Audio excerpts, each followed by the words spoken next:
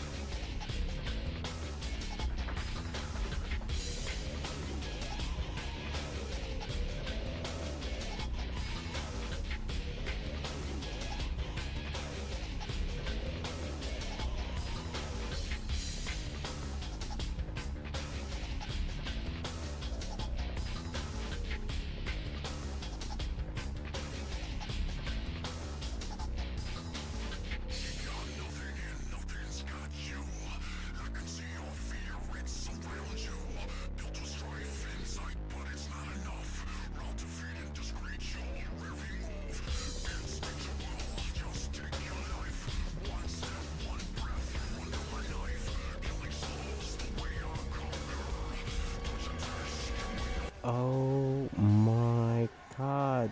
It's Dark Shinobi. Dark Shinobi, what's good? How you doing, bro? How you doing? How you doing? What's good, man? What's good?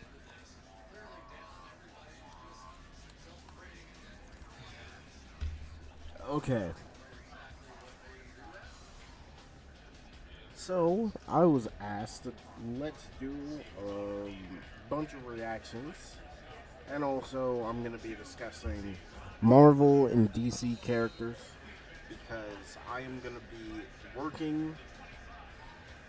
I'm gonna be working on comics for them, and unlike other things that I create, um,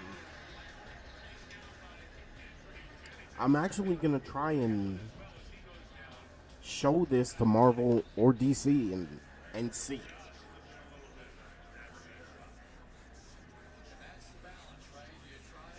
But I've also in my travels learned that there's a bunch of other characters that have just been made only for like cartoons.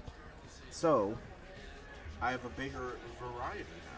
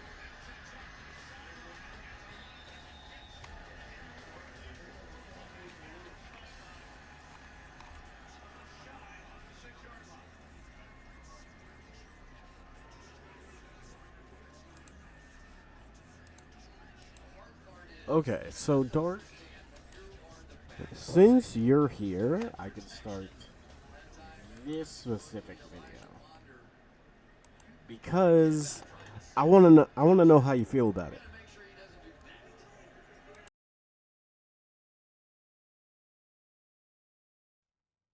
All right. So I wanted to make this video to address the bullshit that I constantly see in the Rivals community about how people are talking about how hit scans are balanced. A lot of people know how much I've hated Hella for how long, and a lot of players in the pro community and just high elo in general, like joke about how much I hate Hella and think that she's not broken. But let me explain to you guys like why fundamentally, even if she gets countered by stuff like Cap, Venom, Psylocke, etc., the character's design is fundamentally broken, and the fact that you have a range sniper that can walk on a flank and cannot be contested by 90% of the cast is problematic. So let me show you guys what happens. Okay. The problem with hit scans in this game, within Rivals in general, is that all of them have stuns, teleports, and close range lethality. You cannot have snipers with all three. It could be two of the three at most. But the problem is if I pick a character like Hela and I have this type of lethality, basically zero fall off, where I can two tap you across the map, there should be no universe ever in any universe where I should ever have the same type of lethality close range. Where if I come in on Hela and she flanks, like let's say Hela flanks or whatever, and I'm playing Star-Lord, I go behind your backline, I have infinite range, no fall off. You come to contest me, you're like three taps, basically. And even if you're not, I have a stun. Why do I have a stun?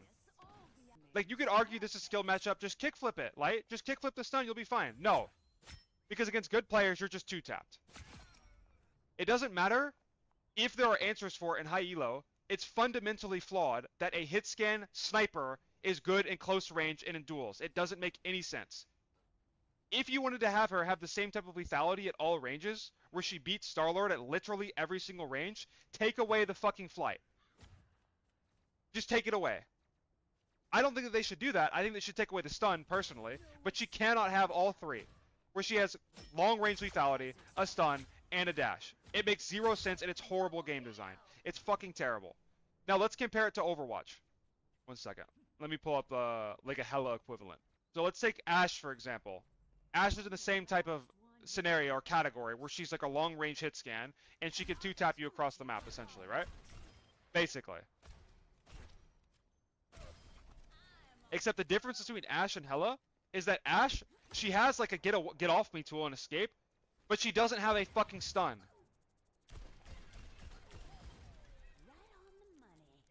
And so this means that when you get on top of Ashe, you can actually contest her. And I, as Genji, for example, have an advantage in the 1v1. And this is like another fundamental problem with Rivals, is that these melee heroes, all the melee heroes are fucking terrible. It's actually to the point where Jean Grey, a ranged sniper, is the best melee hero in the game. I'm not even trolling. That is not a joke. She's the best melee hero in the game. And I'm going to play this clip for people who haven't seen it. He does over 1,000 damage to me in melee range. He has a fucking long-range gun, a teleport, a stun, self-healing, an ult that resets him, drops a nuclear fucking bomb. Like, how much more does this character need? Look at this damage. Like, what the fuck is that? Oh, yeesh. Yeah. That's a fun and balanced character. No, Netties, get it out of the game. Get it out. It's enough. We, And then we, tap is in your chat. yes, we don't need more time to see if this is broken. What, did Tap say something? I don't see the... Yes, you said. Bro, like, you just can't. Like, you just can't, bro. I don't care. I don't care who's on my team that hovers this character. If it's not a pro player, I'm banning it. I'm banning it. Period. This is so broken. So, one of my good buddies, Coach Yoki, retweeted something on this that explains it really, really well for people who miss like the entire point of it. And basically, this like sums up the issue more like better than anything that I've read so far. And it's if you don't think a ranged DPS in the game also having 275 out DPSing Wolve in melee range is unbalanced, then your logic is legit makes zero sense. Iron Fist, Wolve, Magic, and Blade should all have faster time to kill an 800 HP target and or more sustain without the melee, but no. Phoenix objective doesn't have any weaknesses. I think he meant objectively. High mobility, valuable ult in multiple circumstances, good at close range and far, has CC, self heals, not easy to kill, 275 plus blink. Her biggest weakness is that she is not insane against shields or wall break. She can't carry. She can carry with more resources invested into her. She can play main, melee, or peel dives, play off angle, contest side lanes, or flank, or dive back lines. Anytime a character is this versatile and doesn't have an innate downside, they will need their overall power budget to be low. Broken. Thank you, Coach Yoki. Couldn't have said it better myself. You can't have, like, Jean Grey, moving on from Hela. Jean Grey is an amped version of Hela, which is fucking crazy because of how broken Hela is in her design. Here you have a character that not only has a gun, she's a sniper, basically. Like, this damage is unreal from range, like some of the best in the game. But she also obliterates you in close range. Like, you have to run away for your life as a tank player if Jean Grey ever gets close when she's a fucking sniper. It makes no sense. To top that off, she has a stun. She has vertical mobility on demand that also reloads her gun, because why not? Every time she procs her 3-hit passive, she heals so she can stay side lane for forever. So when he chip damages, she doesn't even need Snowflake, bro. She doesn't even need Snowflake to maintain an off angle. And for those who don't understand what that means, it's basically a Zenyatta orb that goes through walls. She doesn't need that to maintain her off angle. And then she has an instant transmission teleport that leaves behind a clone that also applies a mark of her passive. So if you dive her, she teleports away, that clone procs you, and you get headshot, you take that much damage instantly. How is this still in the game? It's unbelievable. And then the stun also procs 3 different times. Because why not? If you miss the first one, fuck it, bro. You got 2 other chances. And it's not even including her ult. It's not even including her ult. Her ult fully heals her, and she's completely invincible in this mode. And then when she's crashing the Phoenix down, look at the range on this ult. It hit the targets from all the way over there. And anything in that radius through walls will take damage. I have died countless times to this bullshit ult killing me through a wall across the map. And it applies her passive, and it destroys all deployables. So, no Groot, no Rocket Bongo, no Penny Nest, nothing. It is absurd.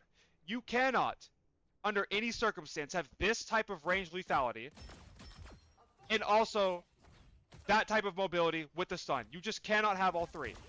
I don't know what the devs don't understand about that you cannot have a sniper that has a stun and mobility. You can't. You just can't. So let's look at Overwatch again. It also removes overhealth. Exactly. And it one-shots with damage boost, which is like the worst part. It full one-shots you. Okay. So let's look at Sojourn, who should be what Jean Grey is. So Sojourn is a character where she has extreme long-range lethality and mobility, but guess what? Guess what, guys? Guess what? She does not have a fucking stun. Imagine if Sojourn had a stun. Legit would be the most broken character ever. Would be more broken than Release Brig. Like, she's allowed to have this mobility. Like, she's very strong. But this is much more reasonable because if you get on top of Sojourn, you can contest her space. And she's also 225 instead of the standard 250 for DPS. So they made her squishier by design. They gave her hypermobility, long range lethality, but did not give her a goddamn stun. Let's look at another example. Let's compare Black Widow to Widowmaker. Perfect. Okay. Here you have the most long-range character in the game, like literally a sniper. Which we can see. No fall off. Whatever. Doesn't one-shot headshot 250. As you can see, very, very close, but not quite. Does break the breakpoint with Mantis, by the way, which is super annoying. But she has the same fundamental issue. What am I about to say, guys? What does Black Widow have? She has a long-range gun. She has mobility. Vertical mobility on demand. Like, pretty decent vertical mobility. Not as good as Jean Grey, of course.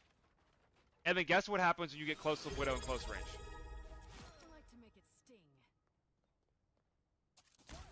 You get stunned. You get point-and-click stunned in one shot.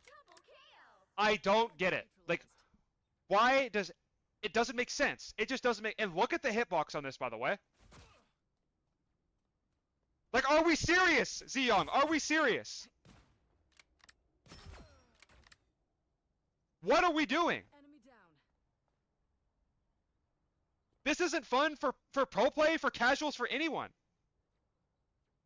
I hate this argument of it's a casual game. Who cares? Blah, blah, blah. Like, bro, this isn't fun for casual players. How is it fun for me to swing around a Spider-Man?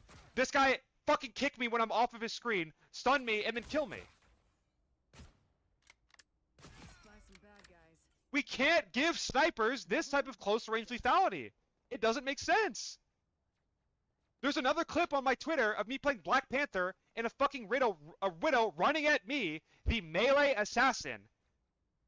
A sniper running at me because he knows if he gets this kickoff, I'm dead.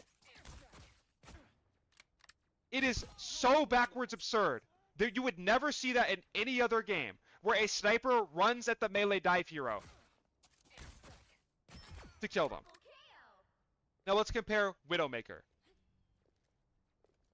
Okay, Widowmaker, another sniper. Full one shot to the head. Really cancer to play against, no one likes it. Whatever. The point is that not only does she not have a stun,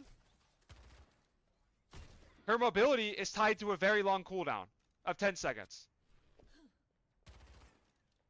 And if you close the gap on her, her only defense is this shitty Venom Mine, having God aim, or the shitty SMG. So, who would have guessed? A sniper is weak at close range. Wow. Crazy concept.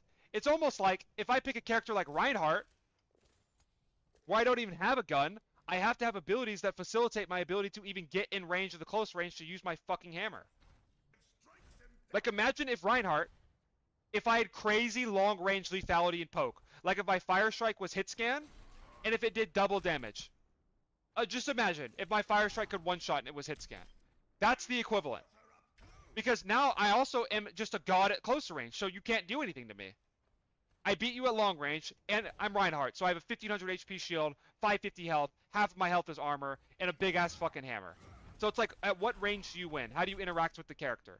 You fucking don't.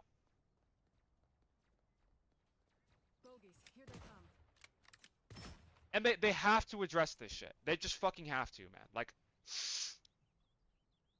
I don't know. Armor just makes you tankier in Overwatch. It's not a mechanic that we need to worry about for rivals. It doesn't matter. Anyway, I hope that like sums up my concerns and issues with like Jean, Widow, and Hela specifically, and any other fucking hit scan that they release in the future. But the hit scan bias is insane. It's unreal. And Jean Grey in particular is the most overloaded character they've ever added to the game, more so than Emma, and she has to be nerfed.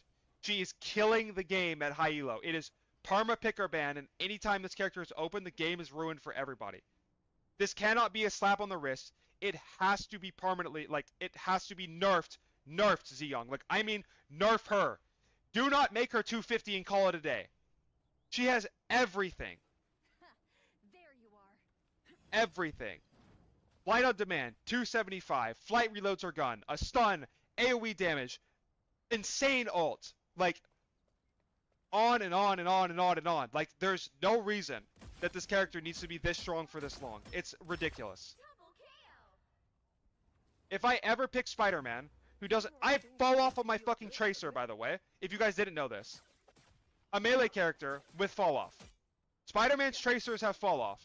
And anytime I close the gap on a Jean Grey, guess what happens to me? I try to go for that combo, he instantly teleports away, stuns me, and one-shots me. So it's like, okay, well if I'm the melee hero, how do I win if I lose at close range to a ranged character? How do I win the game? You don't. You literally don't. If the ranged character is constantly just sitting main or flanking, like doing some type of output or whatever, like doing damage, if I can't do my job as a melee assassin and contest him, or threaten to kill him like Genji can in Overwatch, I'm worthless. I'm just worthless, and I can't do anything. And that's the problem with this game, is half of the DPS, more than half, are fucking terrible. Because they can't do their jobs. Iron Fist, Spider-Man, Wolf, Magic, Blade are all worse melee options than fucking Jean Grey. It's insane. Anyway, I hope you guys enjoyed this video. I hope this explained why the hit scan bias in this game is broken. And gave like more context like what needs to change. And why these fucking snipers don't need to have 50 stuns and dashes for the game to be good. More rant videos coming. The patch notes video is coming for sure. That might be uploaded after this one. I don't know. But this video is like just so I can link it to people. if they ever give me bullshit or cancer about how Jean Grey or Hela or Black Widow isn't broken. Anyway, thanks for watching, boys.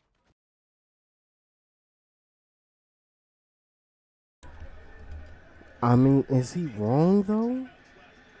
He might be right. He might be right.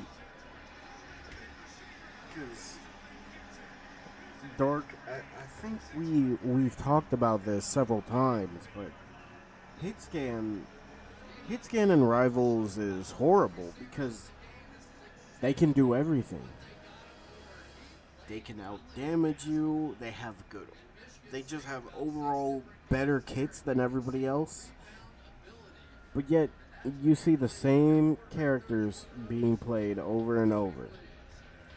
And it's like, we gotta nerf these hit scan characters.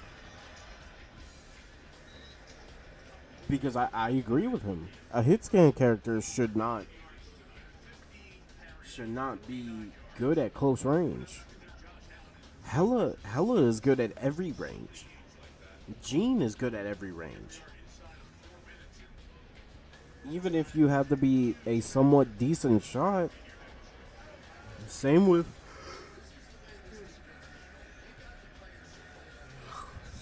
Widow.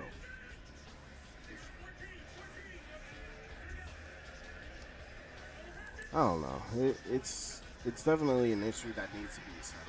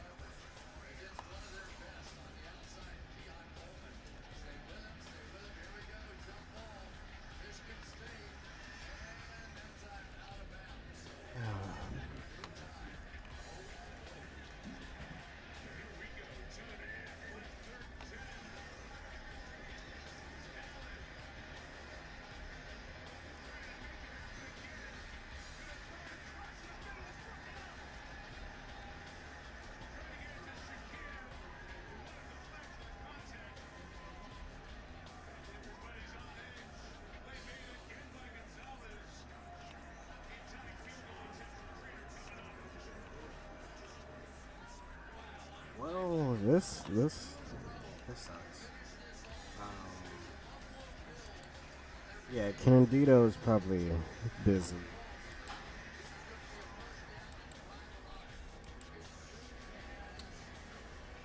Well, yeah, I guess I could just get rid of those until he shows up. I could just focus on making DC characters. So Icon. Does he you have a villain gallery? So we can fix that.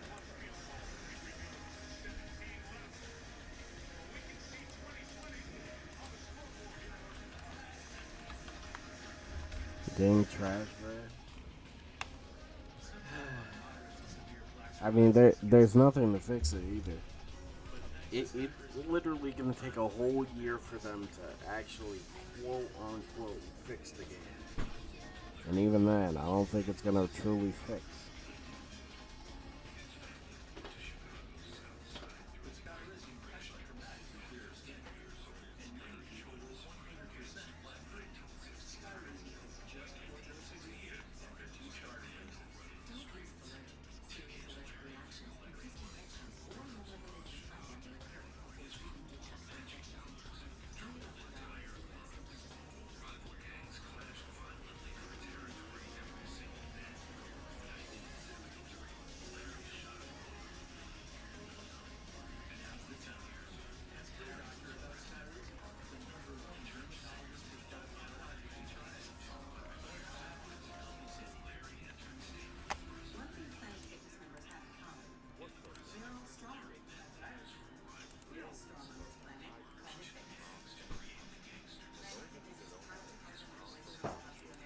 Icons one of those characters. He has one of the most ridiculous and over-the-top takes. Would you agree?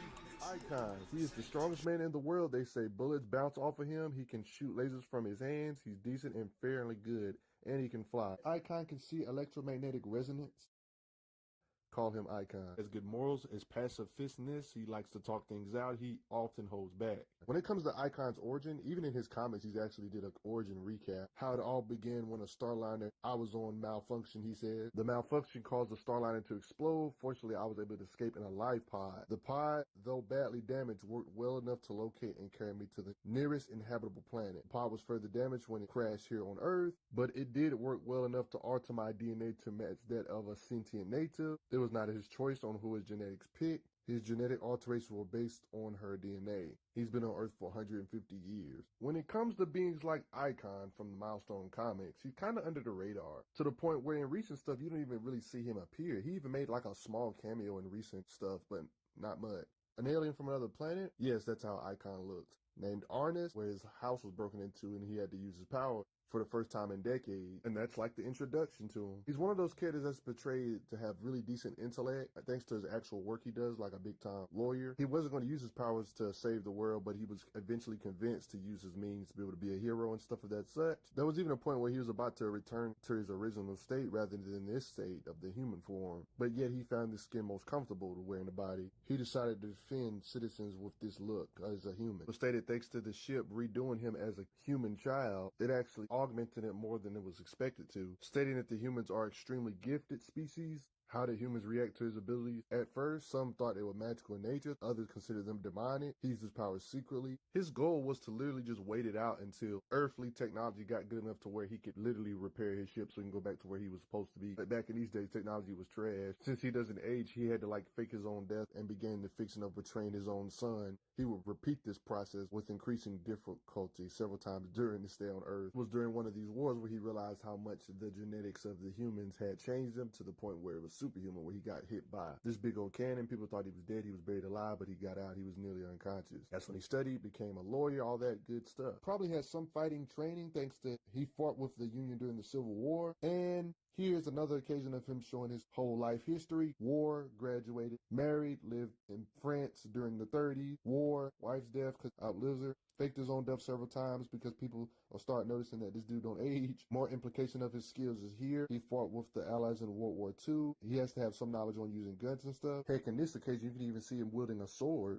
DC Comics and the Dakota Milestone comic stuff was separated, but then this big event happened to where this top tier cosmic type being like Rift like kind of merged them literally together. Icon in his early days decided to start getting body armor so he can prevent injuries or slices through his chest like this from happening again from this creature. You forgive me for wearing body armor, but I recently had a bad experience with some talents quite similar to yours. So he had to fix that problem. Seems to have your standard abilities like super durability, like bulletproofness, being able to bend this gun with this strength, strong enough to pick up trucks and slam them like that. This storage wall, he just lifts it up with his strength and literally casually sling people above skyscraper. And if you're not in this level of strength, he would just stop your punt. He even roasts him saying you're not strong enough. You can break guns like this. If you're a police officer, you try to come at him, you get knocked out with ease. Trying to put him in cuffs won't work. Manhandles a grown man and crushes a gun. In this occasion, no guns for you. You go sleep time. Boogeyman get curb stomped, knocked out. Beings like DMZ get knocked the freak out. Beings that are this big and massive, beings that can absorb energy, he simply used so much energy, just overloaded them. Boogeyman, you get choked out in curb stomp, punching power, through a wooden barricade, rips up a floorboard with strength.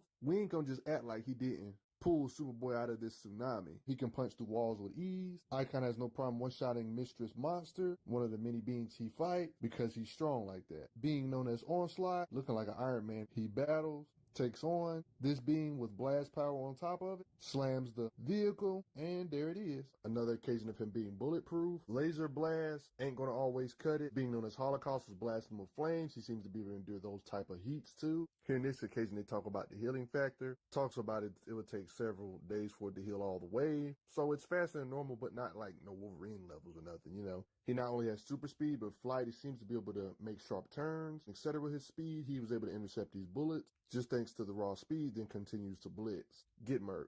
Caught this man that jumped off a skyscraper. On top of him having crazy power physically and speeding, etc., but he also has blast power. He has control and can generate radiant energy based on positron. He can bathe things in positrons, which is something that actually exists in real life. The quantum well surrounds the mild gamma particles. On this particular occasion, he can use this energy projection to be able to differentiate between a different being. In the Dakotaverse, they have this thing called bang babies and stuff. He's able to distinguish between superpower beings, bang babies, and even normal humans with this ability, along with shooting energy blast power type stuff. And this is how Wikipedia explains it. It's got a lot to do with antimatter of electrons. His buddy thought it was a bluff, but no, he really has blast power. Literally uses lasers like a shooter. He can blast through walls like that, KO a bunch of humans. Y'all got blast power night. He can even form energy shield around himself. With his energy, he can put his energy around his fists with his already super strength to enhance his punches with energy projection along with his super strength to cause extra damage. Or if he has to, encase, ensnare, or trap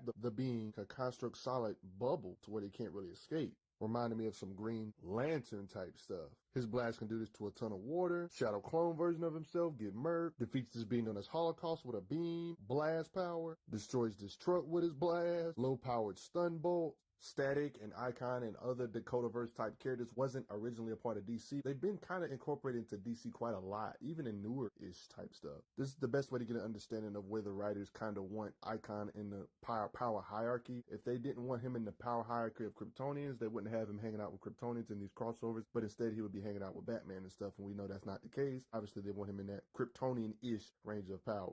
Somewhere in that range, even if he's not completely equal. Like fighting a being that Superboy had troubles with. Actually, one-shotting a being that Superboy couldn't, like boom, flying through him. Beings that are strong enough to lift cars up. Stuff like that. Tries to fight Icon. Icon then proceeds in strength to pick up a car too. Completely obliterates him, stopping his punching power. Just to show, just because you have super strength doesn't mean you're on my level necessarily. His slugfest versus the man, the myth, the legend himself, he punched Superman through a few buildings like that. In this era, he even punched Superman out the watchtower, but this was indeed staged though. They even talk about how they try to make it convincing. His hand is already healed up, so it's implied he did damage his hand punching him, implying that Superman might be a Yo, Zach, Candido, what's good? How you doing? And Dark, we just gotta see. We just gotta see this next season. The next season is truly gonna tell, because it's gotta be a support. It's gotta be. And I swear to God, Rogue better be a main healer and not a side healer. Please. above him. But at the same time, Superman did say that's an understatement. That is about as hard as I've ever been hit. He might not be meaning it literally, but it's still ridiculous respect on Superman's part. And it's also proven it can survive in space just casually. There was a time he punched with more force than that cave in. Which cave in are they talking about? They're talking about this cave in. So even if you don't want to take this scenario seriously to prove Icon's power level, the words collide event, I would say, was their way of really solidifying that Icon is supposed to interact with these DC type characters. Hey, he's even appeared in static comics in the DC comic run, so it's kind of implied that Icon is just here, that the Codaverse people are just in DC in general. This is a good occasion of where he stacks up in the power hierarchy as a being that was fighting together with unimaginable power, narrated. This same being Rift, the problem I see it is I created 2 universes before I even realized I was capable of doing so. This being was trying to have Superman and Icon have a legit fight because they was only pretending to fight, he says before, but he wanted to give them some proper motivation to fight. Stated how he wanted to provide proper motivation for them. He then pretty much proposes, if you defeat Icon, I will bring Metropolis and everything back because he has the power to do so, with the only catch being you have to defeat Icon Superman to give Superman proper motivation. Icon even said, I concede. Repair Metropolis, Icon said he wanted to do the right thing rather than just fight for their own place or fight for Metropolis and stuff. He does not want to fight Superman. He'd rather talk things out. But he says, I think you will. He's manipulating these heroes by destroying innocence like this because Rift simply can. He states how he can undo it if he agrees to fight Superman. But now Icon starts talking, if I defeat Superman, you will change it back, he's asking. Precisely. He's not asking him to kill, just win decisively. Then you can see the heroes literally debating about actually doing the little proposition, but in still genuine ways. I don't want to do this. If there's even a chance that Rift can save Metropolis, I have to take it, Superman says. Icon says, once Rift repairs Dakota, perhaps I'll be able to convince or force. Devs just want DPS. Honestly, it feels like they do. And especially since they're nerfing. I don't understand the nerf to Ultron because here's the thing that I don't think the devs realize. You nerf one healer, people will just gravitate towards another healer that is way stronger. Luna Snow. Nerf her to the ground. So the other healers can get used. Literally, she's the go-to main healer to go. I mean, look, I don't play Luna Snow. I like playing Cloak and Dagger, just because with Cloak and Dagger, I know I could kill stuff with them. Rogue, I don't care until I see at this point. Dark, are you just not getting on Rivals ever again, or what's the issue? And Candido, how you doing? What's good, brother? Zach, what you been up to, man? Force him to do the same for Metropolis. He actually believes he can force a being this powerful to do what he wants. They let you know how strong Icon believes himself to be too. Superman even says, I can turn my attention to saving Dakota and putting an end to Rift's menace once and for all. I certainly can't leave the fate of both cities in Superman's hands. And that's when the two actually battle pretty, not bloodlusted, but they battle seriously. Because they actually want to save their places, but they still want to save the other person's place too, but they're actually fighting for their place this time, so it's more motivation. I think this is clear writer intent that in the power hierarchy, they want him to be around a certain range, not in a street tier or something. Even he acknowledges this may require some strategy because they cause that much damage with their blows from Supes. Superman even complimented his strength, saying he almost knocked me out. The part I showed a little earlier when he punched Superman, it was kind of like a sucker punch, catching him off guard through all those buildings.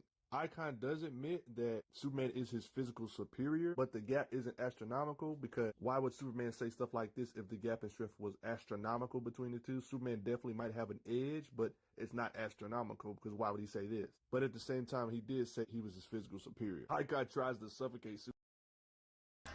Hola, Ari. I just get on for the free stuff. Yeah, I need to buy the season passes. I need to buy the passes, bro. Because I want the Mantis skin, and I want the Magneto skin. I want that Magneto skin so bad. But I have to wait until Thursday. I have to wait.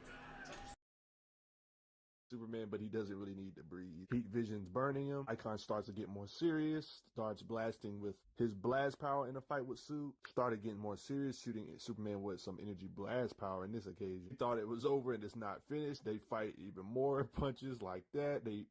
It's a drawn out. Then he stops the fight knowing that neither of them will yield to one another, so he's gonna force an ending, he says. Icon did admit that Superman had the strength advantage, but he ain't that far behind, and just considering all the crazy stuff when it comes to moving planets, holding black holes, this type of stuff Superman's done. In my Superman video, Icon states it's a pleasure not having to hold back. They even talk about how Superman can move planet, and Icon's still able to hit him. It's pretty insane to be even somewhere near him. Even if you say he's 80% Superman strength, that's still ridiculously strong, and that means he's way above the planet ranges when it comes to punching power, lifting power, all that good stuff, especially with his blast power on top of his muscles and stuff. Icon has a lot of strength feats that don't really show off in the limits of his strength. His battle feats are better, like the occasions with Superman, to really show how strong he is. When it comes to just raw displays of strength, he does this stuff effortlessly, like lifting up elevators and cars. All this stuff is light. Don't really see his physicals push. He just does a lot of good Samaritan stuff, like saving these people here and stuff. Or picking up and tossing cars around is something he does a lot. In this occasion, he beats up on some aliens, opens up a garage door by force, can pick you up. He doesn't like Tommy guns, it just bends it up. Punches Oblivion's face off, which is like a shadow dark version of him.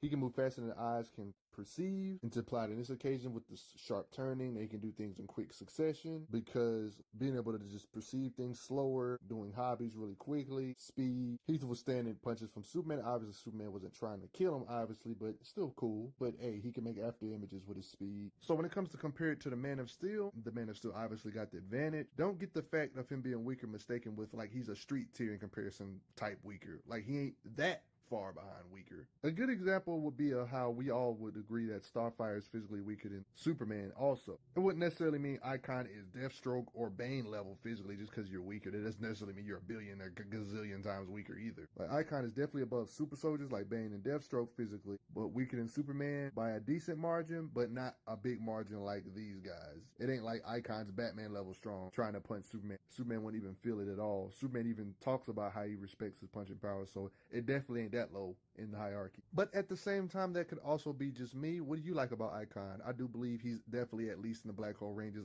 by default, as of very least. Black holes can vary in power, way past solar system level, stuff like that when it comes to destructive capacity, obviously. But you just shouldn't sleep on them. But I also want to give a quick shout out to those that have taken the time to donate to the channel. Helps out a lot, believe it or not. But respect Icon. Okay, I need to try and find if he has a villain gallery, because I want to fix it.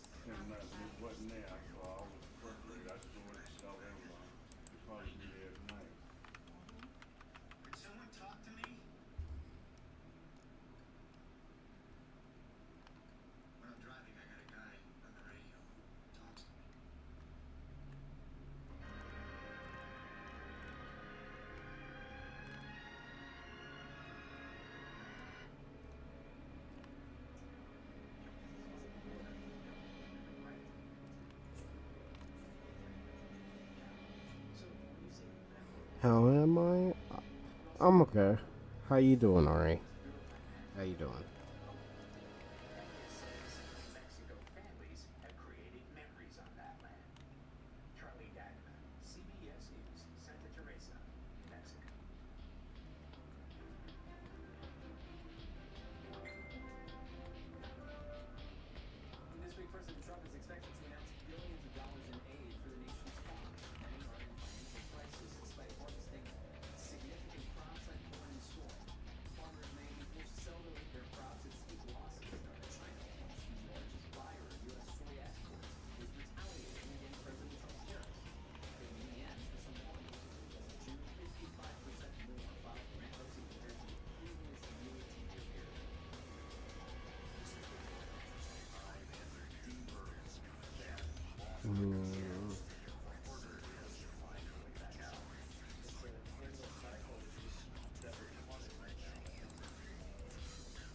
Let me try and find out what his villain gallery is, because I already got a couple ideas.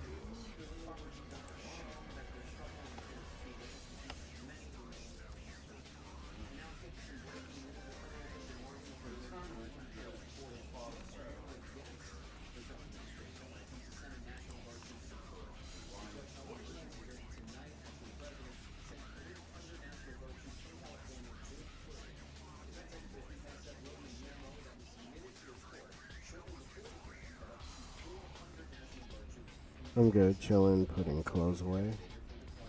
Okay. I'm gonna eat that.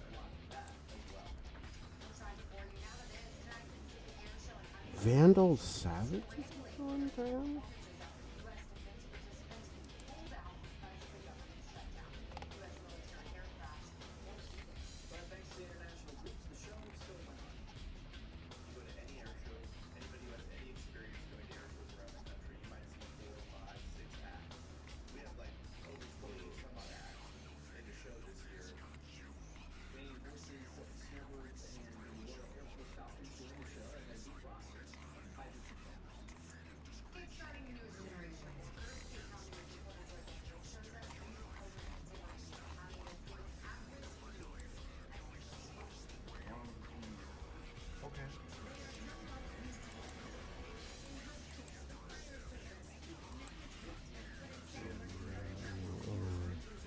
Gotcha, Ari.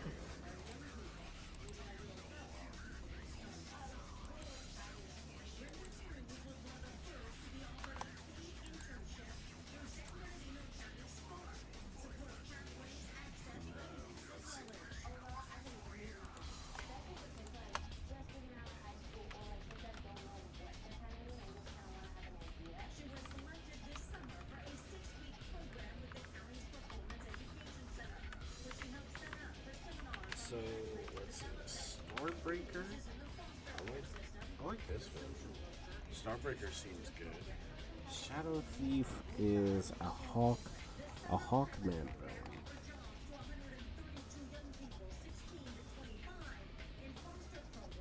Oblivion.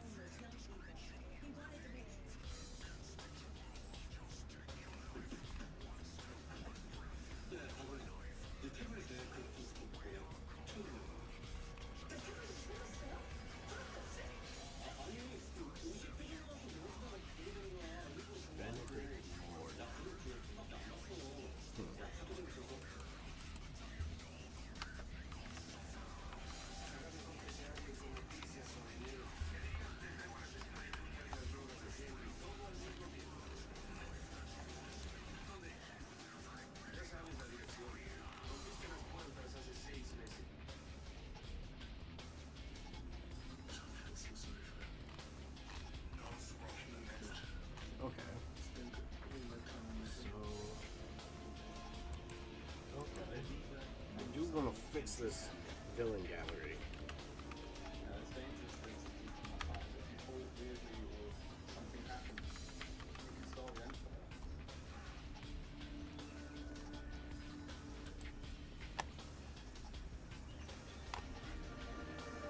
Okay. Look at this. 2026 is going to be a generational year for Marvel. They have a lot of things coming out next year, and they all look exciting. Let's start with the movies. We're only getting 2 Marvel movies next year, a Spider-Man movie and an Avengers movie. That's more than enough. Both of them are going to make so much money. We're getting Spider-Man Brand New Day in the summer of 2026, in the end of July. We're going to see Tom Holland finally be the Spider-Man we always wanted. And we're going to see the Punisher. Even Hulk is going to be in here. I think he's also going to be Savage again. We're also going to see the return of Scorpion. And we're going to see Tombstone. It's going to be exciting. And Avengers Doomsday is going to be an event. It's coming out in the winter. Perfect time for an Avengers movie, if you ask me. We're going to see RDJ's Doctor Doom go against the Avengers, X-Men, and Fantastic Four. James Marsden is finally going to redeem himself as Cyclops, and I cannot wait. We're getting a special presentation on the Punisher, and Marvel has not missed with any of their specials. I can't wait for this. We're getting a lot of shows next year too. We're getting season 2 of Daredevil Born Again. Daredevil finally has the double Ds, and Jessica Jones is coming back. I cannot wait. We're also getting that new show Vision Quest. We're gonna see what happened to White Vision.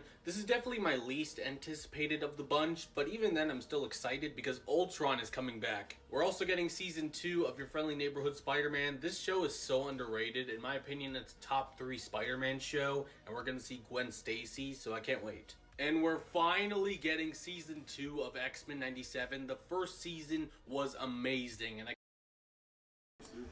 Whoa, whoa, whoa! Don't get me wrong. It is underrated, but top three best. Top three best Spider-Man shows. See, I don't know. My back's been hurting all day though. Do you need a massage? I can't wait to see what the I'm new excited season for brings. season 2 We're though. also getting that Nicolas Cage Spider-Man Noir show, Spider Noir, on Prime Yeah, Video I'm next excited for year. this. And Prime Video always delivers with superhero shows. And we're getting 3 video games next year from Marvel. We're getting Marvel Tokon Fighting Souls. I played the beta. It was so much fun. I can't wait for a new superhero fighting game. We're also getting 1943 Rise of Hydra. It looks incredible. The visuals are insane. And I saw some of the leaked gameplay and it looks pretty good. And last but certainly not least, we're finally getting Insomniac's Wolverine game in fall 2026. I cannot wait for this. This is Marvel's strongest lineup in years. 2026 is Marvel's year.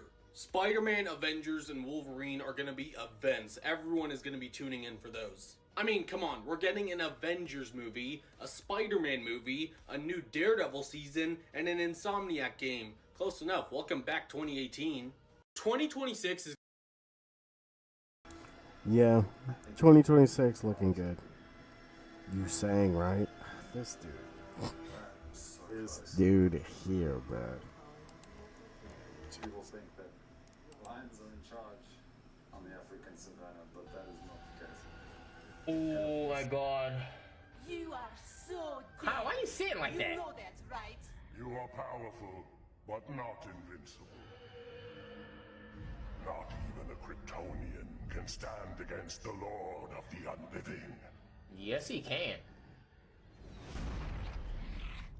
Your reign is at an end, Lord Necron. Lanterns, it is time. Let the white light of life return. Oh, let's go! Let's go! Oh my god! Better late than never, Red. Oh my god! Well, no. I better get paid for that. Just fire, you insufferable wretch. I'm about to be a white lantern. You got this. Chat, is this real? Chat, is this real? All right, the material is not the best, but you know. Oh, I'm about to dog your bitch ass. Don't run. No, come here. Come here. I'm not done. I just gotta power up, and everybody's getting their ass beat.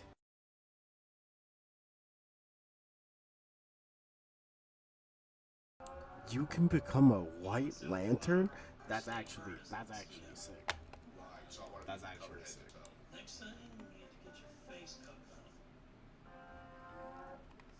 Okay, now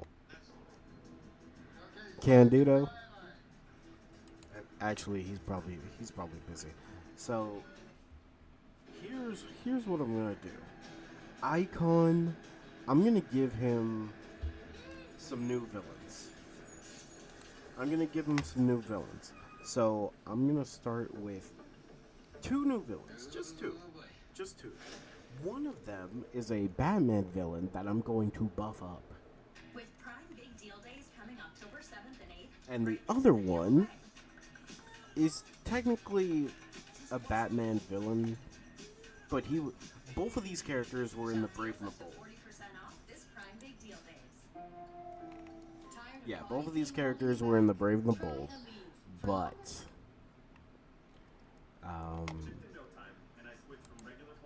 I want them to have a different purpose.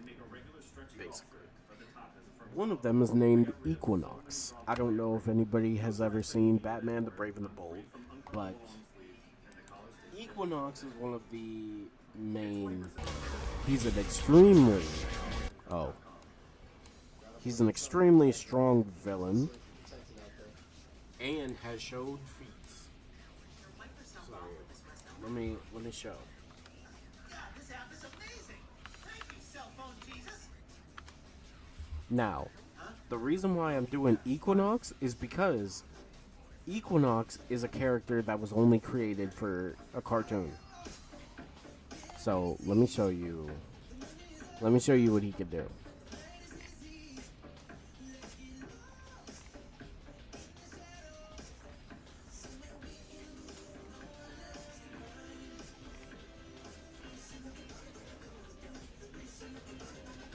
Okay, I'm gonna need to mute it. So give me a second.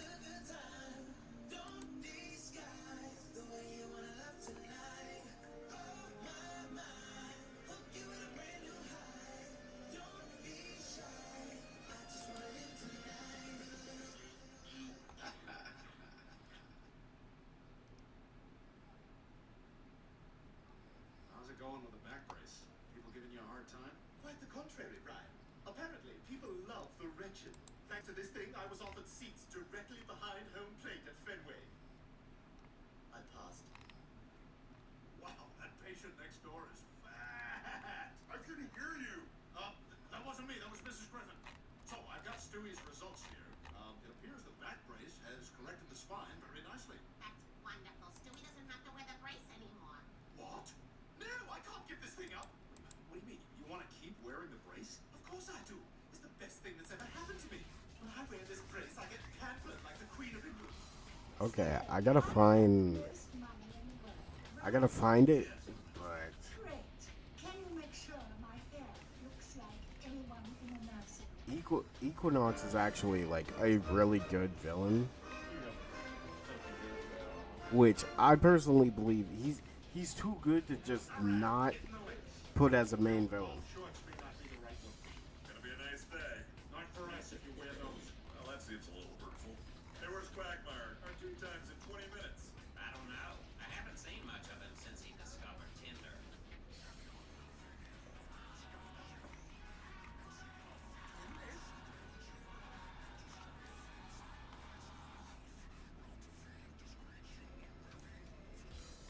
Quagmire, come on, it's time for golf. I swipe no on golf. Smells kind of gamey in here. Swipe yes on Betsy. Swipe yes on Jennifer. Swipe yes on Andrea. Swipe yes on all the lady faces. Swipe, swipe, swipe, swipe, swipe, swipe, swipe. Let's get a little light in here. Everybody? Ah, the yellow face! Oh, It burns what my dark. Tinder! Oh my God, he's lost it. That app's turned Quagmire into some kind of sex ghoul. The way he's crouching, there's a testy peeking out.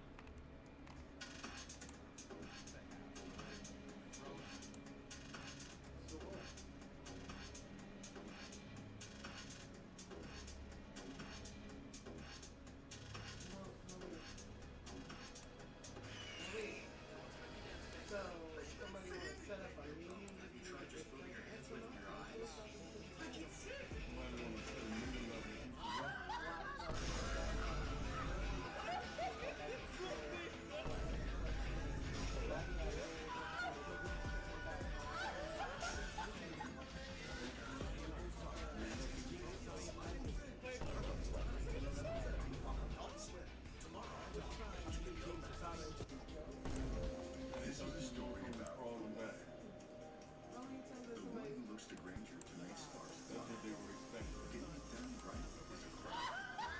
It takes experience, the right material, and the right partner like Granger with a wide range of professional drugs.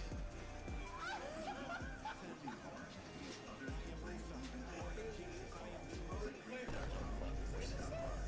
Call Granger for the ones who get it done. I kept seeing this ad for 9 tablets of 100 milligram generic Viagra for $7 from Friday Plans and figured it was too good to be true. So I investigated. I went to FridayPlansClub.com and got a free prescription after filling out. Friday Plans also gave me free 3-day shipping, and it arrived in plain, discreet packaging. I tried my first tablet, and within 30 minutes I could tell it was working.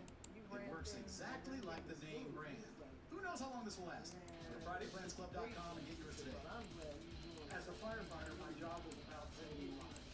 I never thought one day I would be fighting for the worst. MBA empowers people like me to live the best life.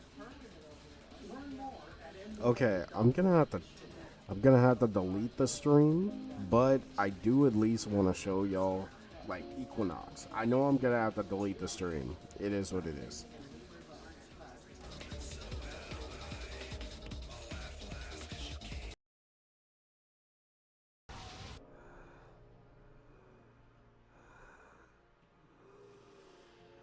No, not this way.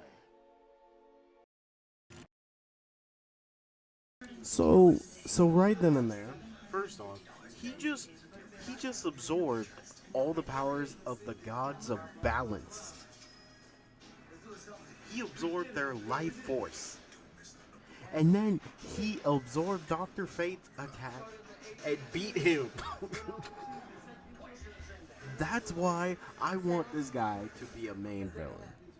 And I think a main villain for Icon could be very interesting.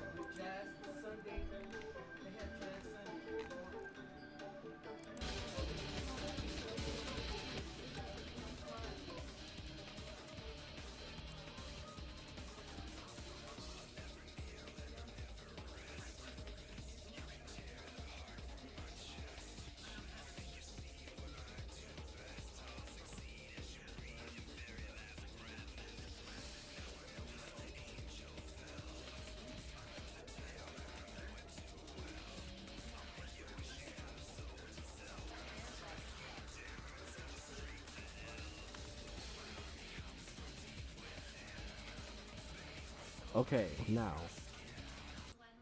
I need y'all to hear me out for this next one, because I want to make this character into a literal threat.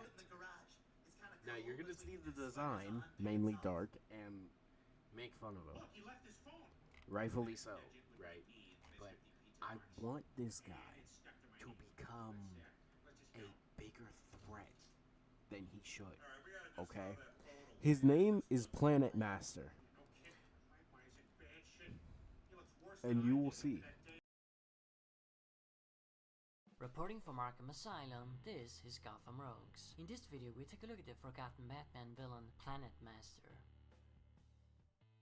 Throughout his near 80-year-old existence, Batman has faced countless enemies. Some of these have gone on to stand among the most infamous fictional villains in pop culture history, while others have completely vanished into obscurity. In this segment of Forgotten Batrogues, we spotlight the Planet Master. Planet Master was introduced in Detective Comics 296, published in 1961. The story, aptly titled The Menace of the Planet Master, was written by Bill Finger and penciled by Jim Mooney. In it, Batman and Robin face a brand new threat to Gotham City, a criminal who uses high-tech suits armed with lethal gadgets themed after the 9 planets of our solar system, like for example a flame costume made out of asbestos based on Mercury. I bet he regretted that later. The dynamic duo later gains a clue that leads them straight to respected scientist Irving Norbit. Apparently some of the material used to make the costumes have been purchased by him. Norbit claims innocence but later discovers the entire wardrobe of the Planet Master in his very own laboratory. Confused, he suspects his former assistant and thieving scoundrel Everett Burke. However, he turns out to be in the clear. Eventually Norbit remembers it all. The true identity of the Planet Master, it's himself, or rather a second evil personality. Earlier, while examining a meteorite, the professor was exposed to a mysterious gas, a gas which created his Mr. Hyde persona and also gave him memory loss of the events. The hapless scientist now switched between his noble self and the sinister Planet Master. Upon learning of this, Edward Burke, who had been accused by Batman of the crimes, now plans to steal Norbit's costumes and become the Planet Master for real. What will the scientist do? Will his evil side win out and join forces with Burke, or will a good professor prevail and aid the dynamic duo instead? It's the latter, and we never saw Professor Irving Norbit again. It wasn't quite the end for the Planet Master, however, as 26 years later the character returned. It was in a two-parter published in The Outsiders in 1987. To form his new Cobra Strike Force, the arch-villain known as Cobra has recruited a bunch of criminals and given them the gadgets and powers of all Batman foes. One of these is the Planet Master. This new version of the old Silver Age rogue wears only one costume, which contains the powers of all the planets. His identity is never revealed, although for some reason the internet lists him as Edward Burke, Norbit's assistant. But nowhere in the actual story is that even implied, so I don't know where people got that from. Anyway, this guy was a complete nobody, and all he ever did was briefly fight the Outsiders alongside a few other nobodies. We never got to learn a single thing about him, and Okay, so Candido, everybody here, hear me out for Planet Master. So Planet Master, his whole his whole gimmick, his whole gimmick is to take the is to make literal suits that have the power that have a power similar to a different planet in our solar system. So why doesn't I think it could be a cool concept if this guy creates a suit that can manipulate planets and he can literally siphon the powers of planets themselves. So he truly can become the Planet Master. So it's rated R for curses? God, this country. I think you could literally make this character become a serious threat. And that's why I want him to be an icon villain. I want him to become more of an icon villain because he can slowly turn into more of a true supervillain with a genius intellect. Think about it, a dude who is able to create a suit that could control planets. Now, first off, this is a big step from Batman, but he wants to improve himself so he can continue his life of crime. But now he's on a whole different scale to where he can just go from planet to planet, basically becoming their gods or something. And they're giving him like all their riches and everything. You could make it, and Icon could actually be a very interesting foe to put against him because it could be intellect versus intellect. Because Icon is also, at this point, I'm glad they keep the idea that Icon is still one of the best lawyers in DC, and especially a universal one.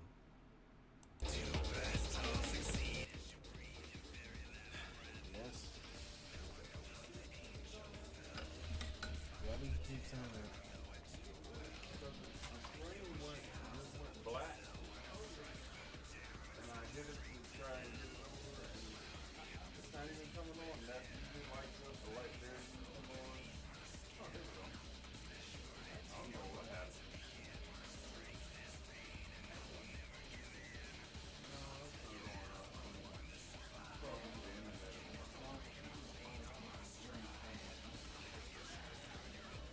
Can't see because it went right back to where it was. I didn't do that. Okay. Interesting. I don't know. I'll look into it. Interesting. Yeah. But yeah, this guy, the Planet Master, I want to turn him into a planetary threat where, you gotta kind of take him seriously. Just so that, because look at it, Batman has so many, characters, villains in his rogue gallery that don't do anything. So let's repurpose them.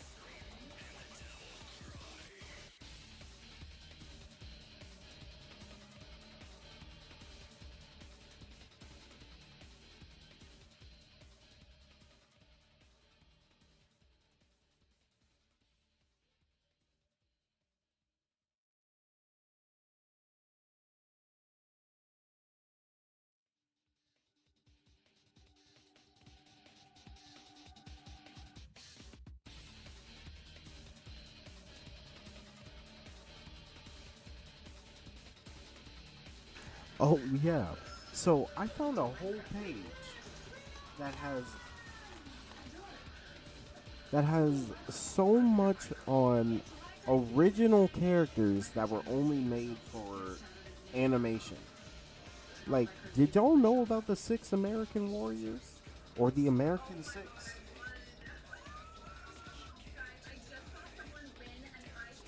Like, bro, there's so many. There's so many.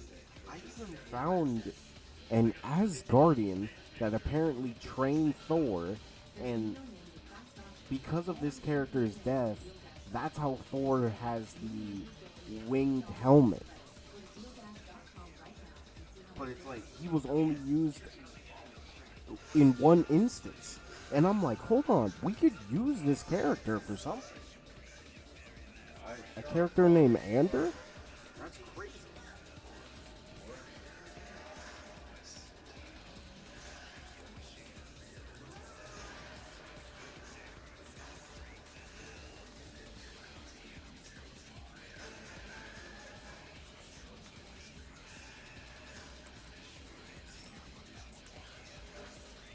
I used to accept anything came with a lot of fees. With time, I can bank fee free. Get 3.75% annual savings, 3 cashback while on my credit card. I never expected much from the other. Time has gone hard now. Start banking fee free in your life. This is my most expensive panel. And this is the matching dresser and mirror and nightstand. They're great on their own, but so much better together. Plus, when you bundle the bedroom set, you save almost $200. Geez, there's so much. There's actually. Wait, there was a robot samurai in Spider-Man. Spider-Man and his amazing friends? Wasn't that with Spider-Man, Iceman, and Firestar? Do I work tomorrow? Yes. I'm not excited, but, you know, it is what it is.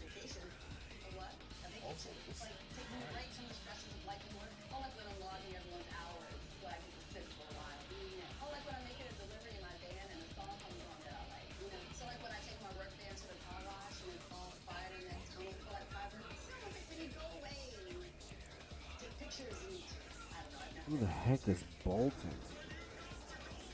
Bolton is the god of thunder.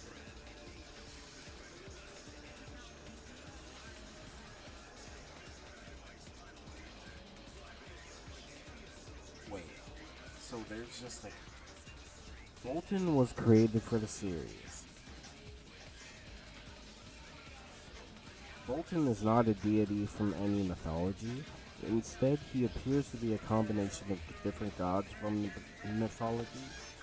Bolton's face resembles that of Zeus, but wearing a Viking garb, carries a hammer. Oh. So they created a character named Bolton. So he lives on a distant planet, and he's able to create, well, control lightning. He has a hammer and shield.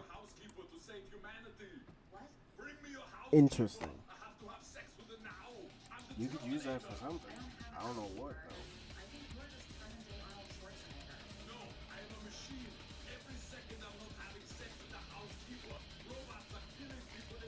Wait, what? Wait, there's a monster from a horror movie that was brought to life in a Spider-Man TV show? Which one was this?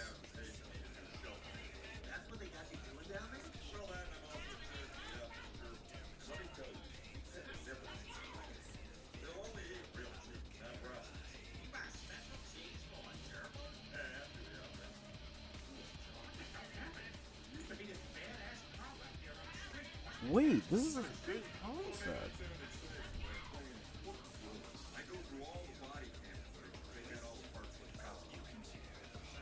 So, a dude created a device called the Spirit Scope, which could bring inanimate objects to life. He used the Spirit Scope to bring Blotto, a monster from one of his movies, to life. But his power is this this blob can dissolve all types of matter. You could use this as like a real threat somewhere.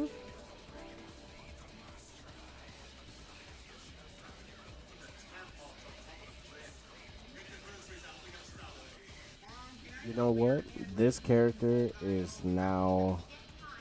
Hold on. This character is becoming an icon villain.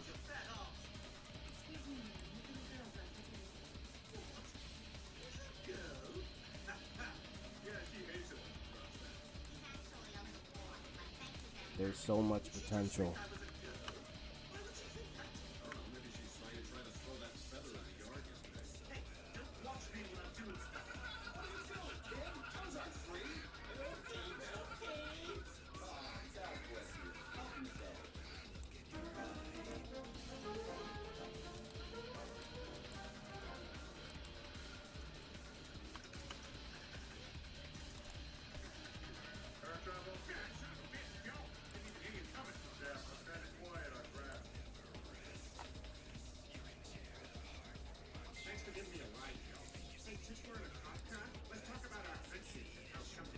No, not Blob. Blotto. Blotto.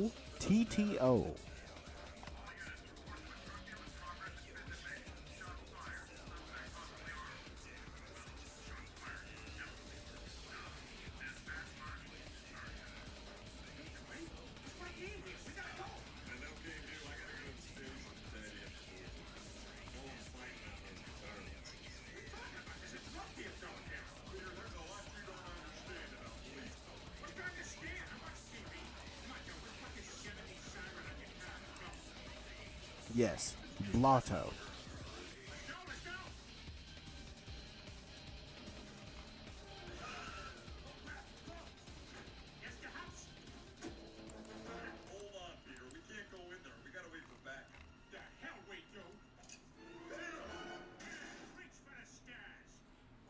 Wait a minute. They created a whole new. They created a whole dragon-like demon for Mordred in the Spider-Man and His Amazing Friends show. Yo, why is there so many original characters?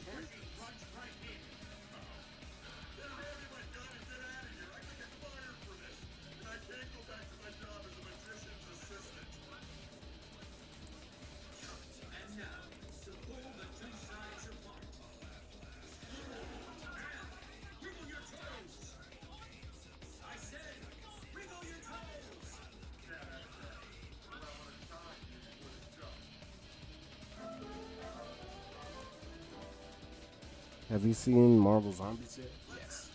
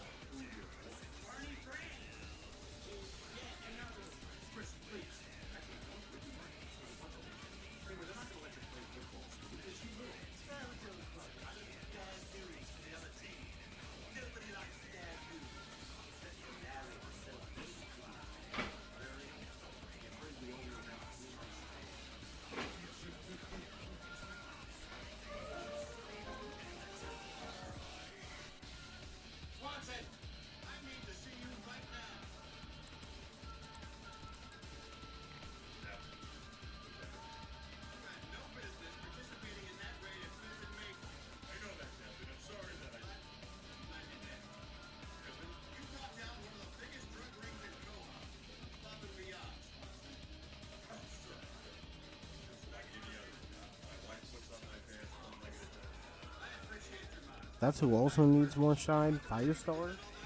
I feel like we need to upgrade her powers so she's not, because Firestar is. I feel like too similar to Starfire.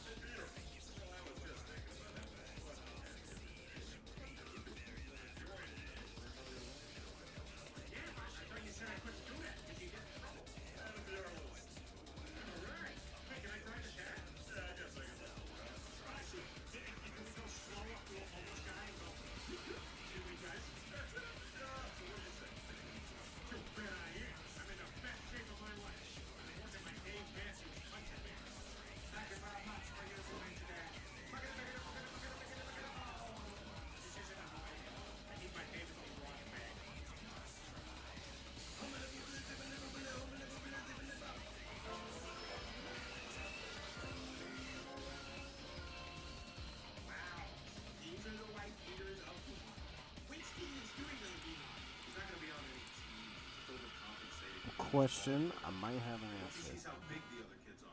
She could be a healer Loki. Hey, hold on. Healing Fire? Healing Fire could be interesting. Do they only show the popular Marvel characters on screen? Yes. Same with DC.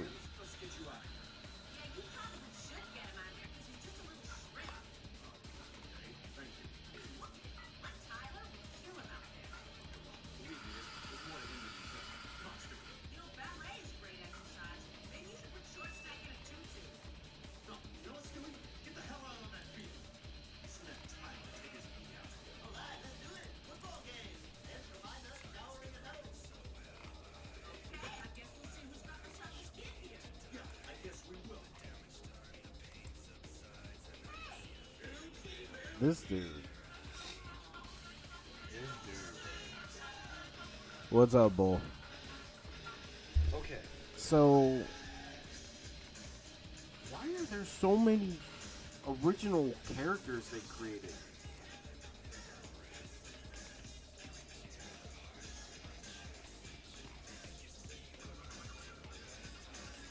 What are you doing over there, Stan?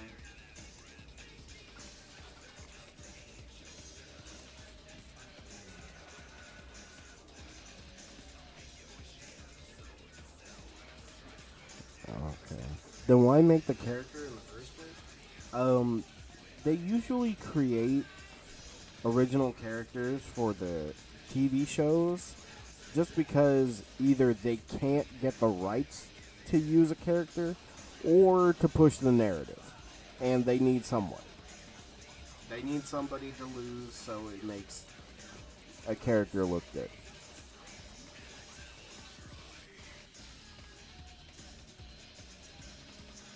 Okay, now.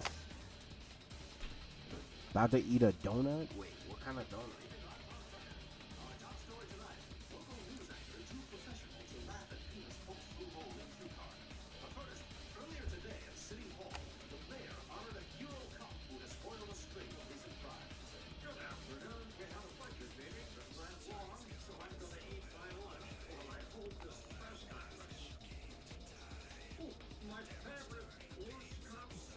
Now it's time, Hawkman.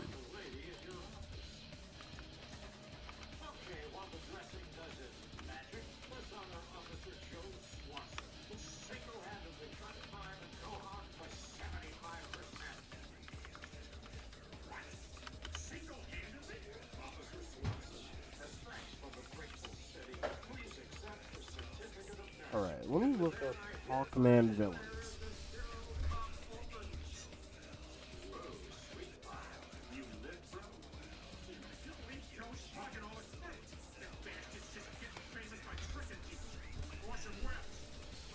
Okay.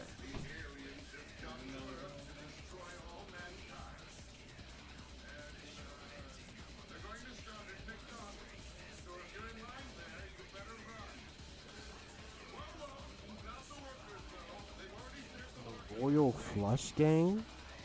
Royal Flush Gang. Airstrike.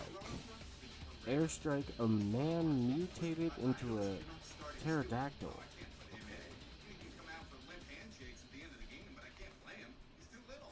Little? Oh, like that car you drive over there? Let's see if it looks bigger when I throw a Sprite at it. Well, it's not my car, but I don't care. I'm just a volunteer. All right, Griffin, get in there. Come on, Stewie, give your dog something to post on Facebook. Let's go.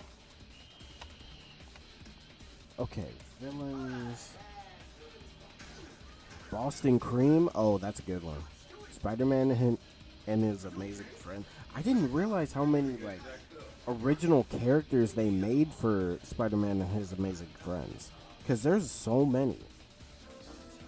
That Hawkman was Hotman. You know what? I could see how.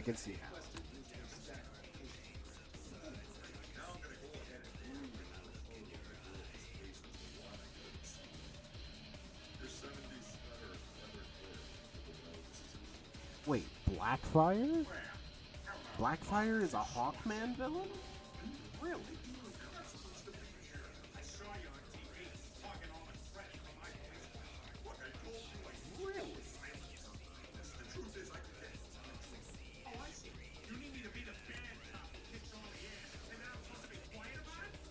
How in the world is Blackfire a... You know what? I'm not gonna question it.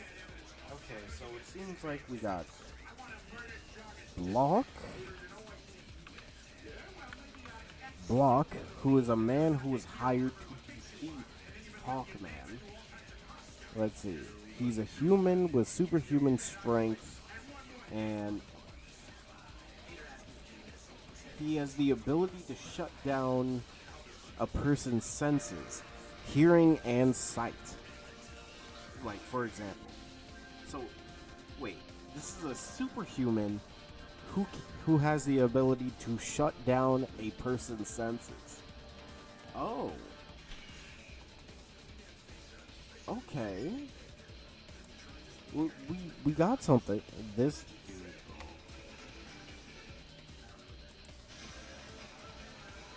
dude. The original Hawkman was who fought Brainwave and the Injustice Society. Okay.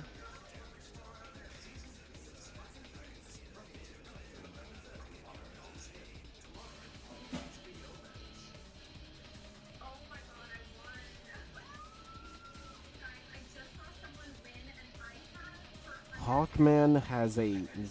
Bro. Half of Hawkman's villains are Nazis.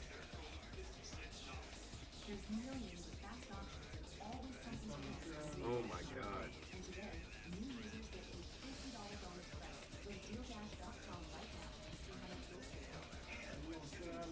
How is a dude named Captain Nazi the longtime foe of Captain Marvel in DC? Wait, it being the arch enemy of Captain Marvel Jr.? Are you trying to fight his kid?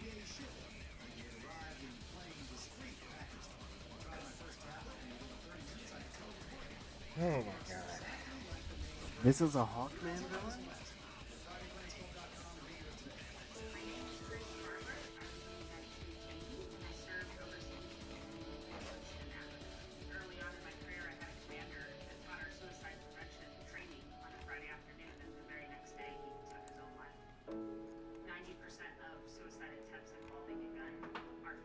I'm talking a Hawkman specific villain. Okay. Store your guns securely. Help stop. Okay, this guy is an actual villain. Because this is somebody. So his name is Corsair Fall, I believe. So he's somebody who's trying to take the throne from Hawkman. Okay, this guy could be a main villain. This guy could be a main villain.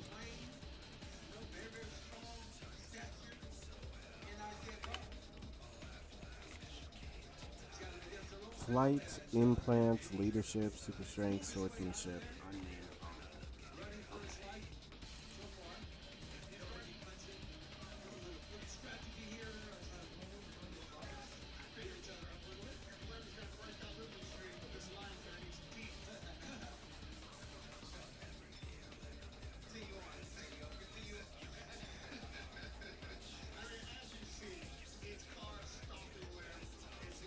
trying to find just a specific Hawkman villain. Where was that one dude? Desaad? Really? Demon Gray. The foe of Hawkman. Well, Demon Gray. What's your powers?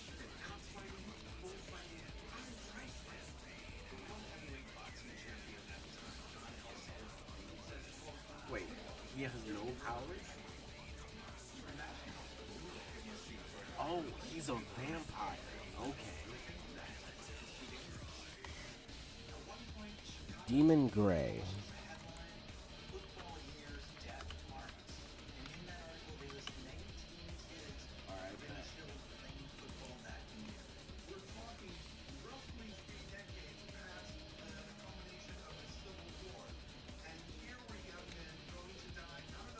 Dr. Alchemy?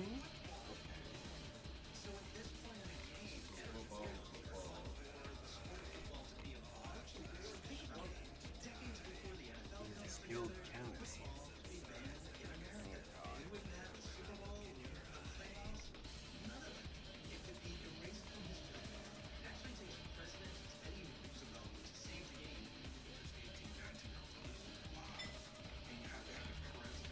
Let's see. I need a specific villain that like. Does Hawkman really not have like a specific villain? Because I saw he did have one.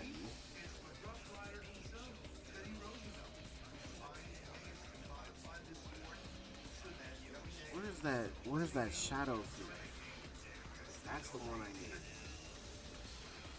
Okay, got one. Gentleman Ghost. He has a grudge against Hawkman and Hawkgirl. Okay. Gentleman Ghost.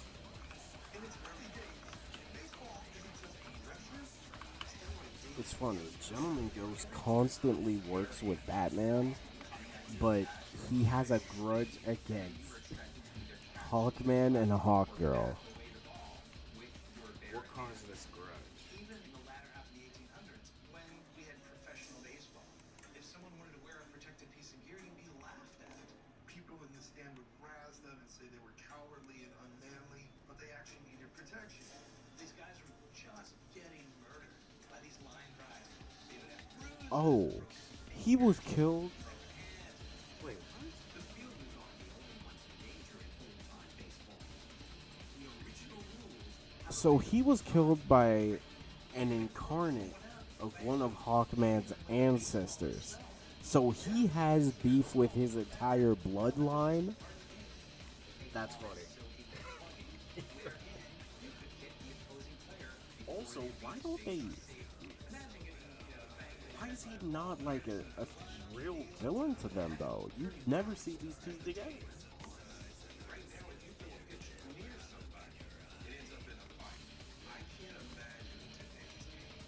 Okay, anybody else that has a grudge or hates Hawkman?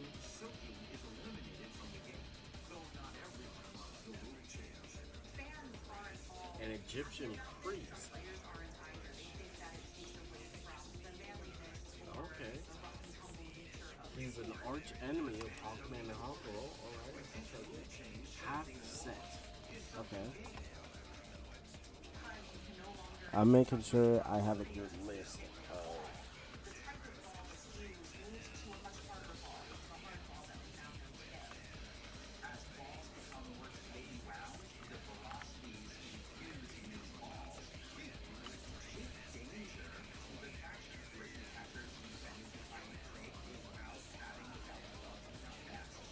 Hawk God.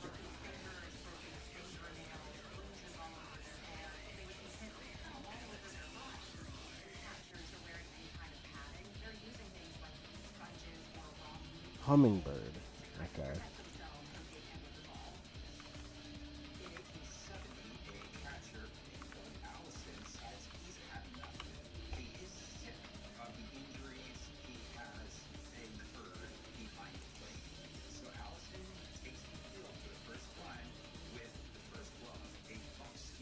There's A manhawk? Interesting.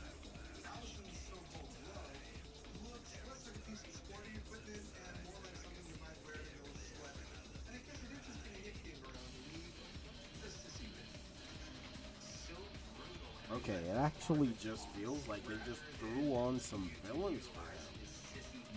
Nah, where's that, Oh, they got Superboy Prime here. What?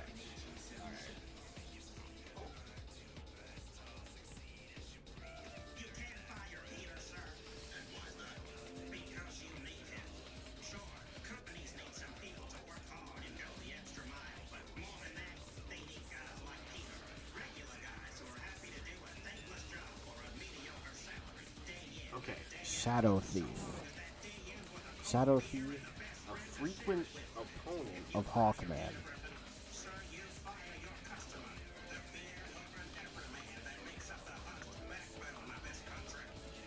I can work with that.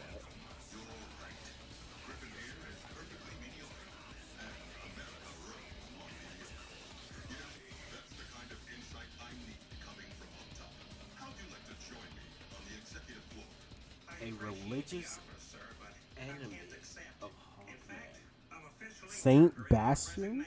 Wait. Wait, that's a sick name. Oh, he's got a sick design too. What are your powers?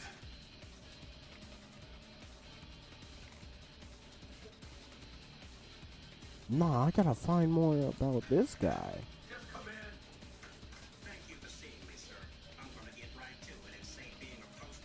No, this guy looks cool.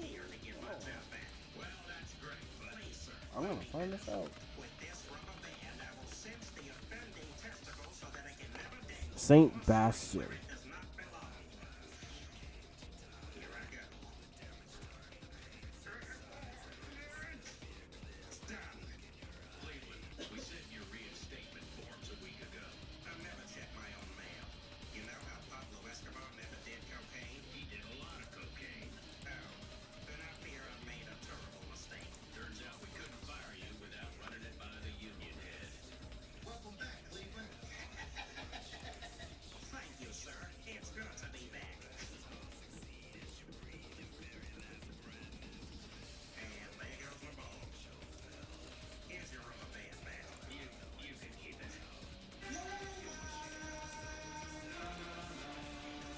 Hold on, look at this.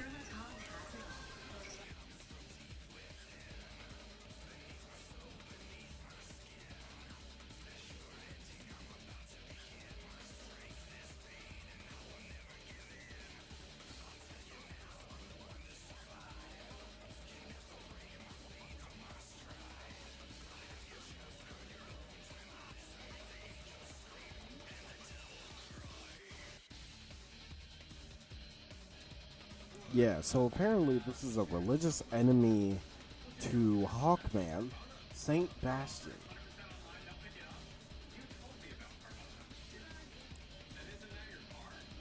That's all I know about the guy. Nothing else. He doesn't have a description. But I swear I'm gonna find something on him.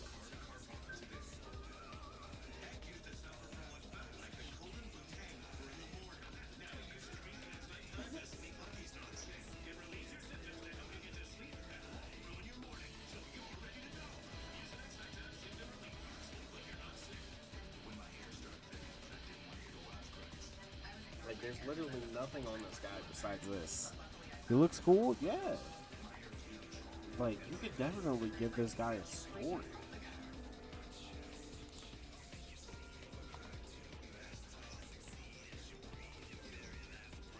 Actually, I think this is a good list.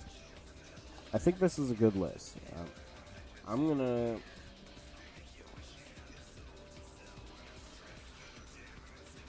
Yeah, I'm definitely gonna use...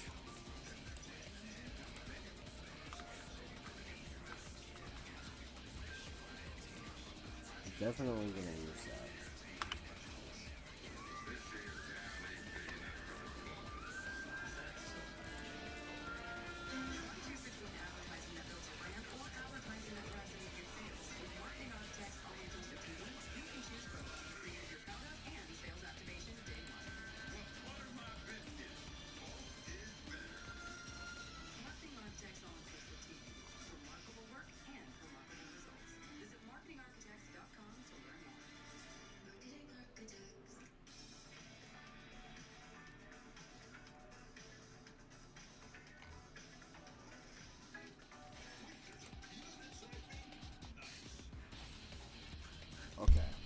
Now, Marvel Comics.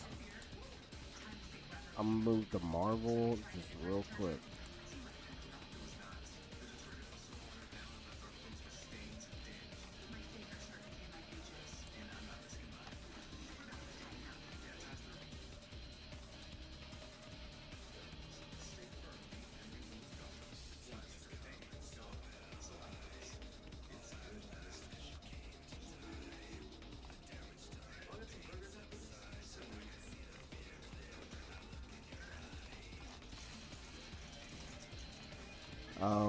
Let's see.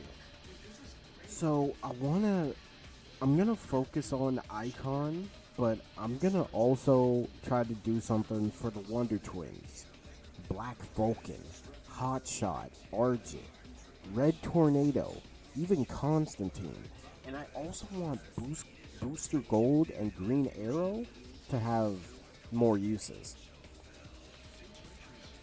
For example, Powers Unknown though. Honestly, you could give him. Okay, this is what I'm thinking, Ari, for Saint Bastion.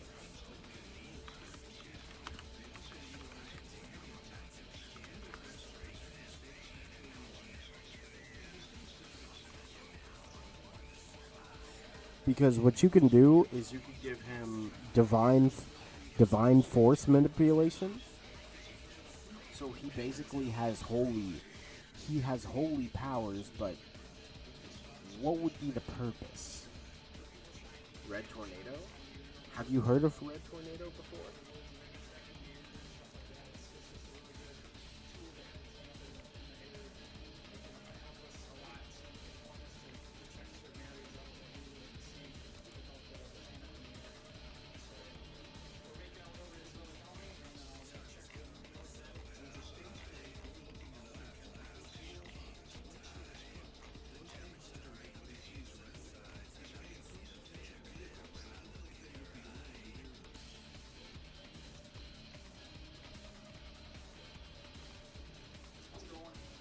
Nothing too crazy, just had a headlight out, so I wanted to let you know what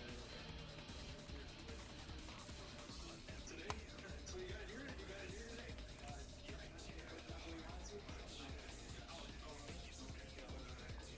Never heard of him, but his name sounds cool. Hold on. Okay, Ari, do you have? Hold on.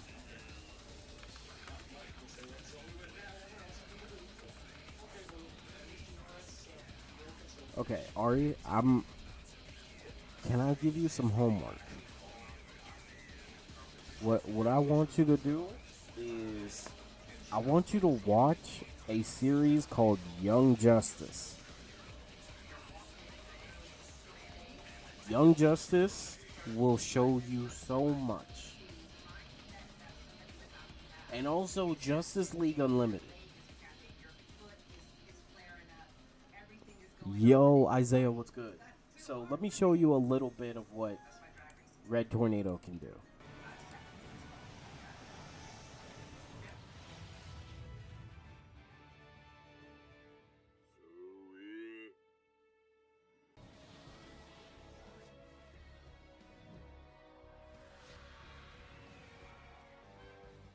He's coming in. Not for long.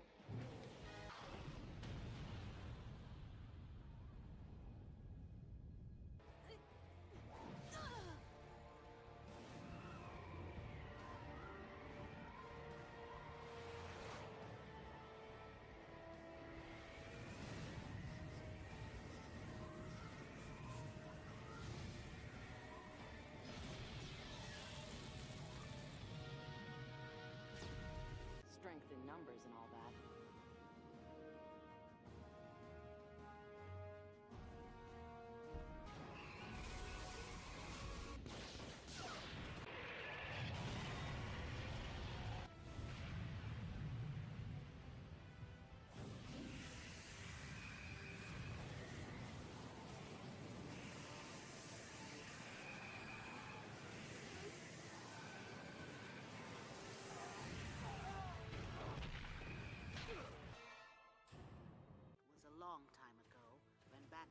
young, and so was I.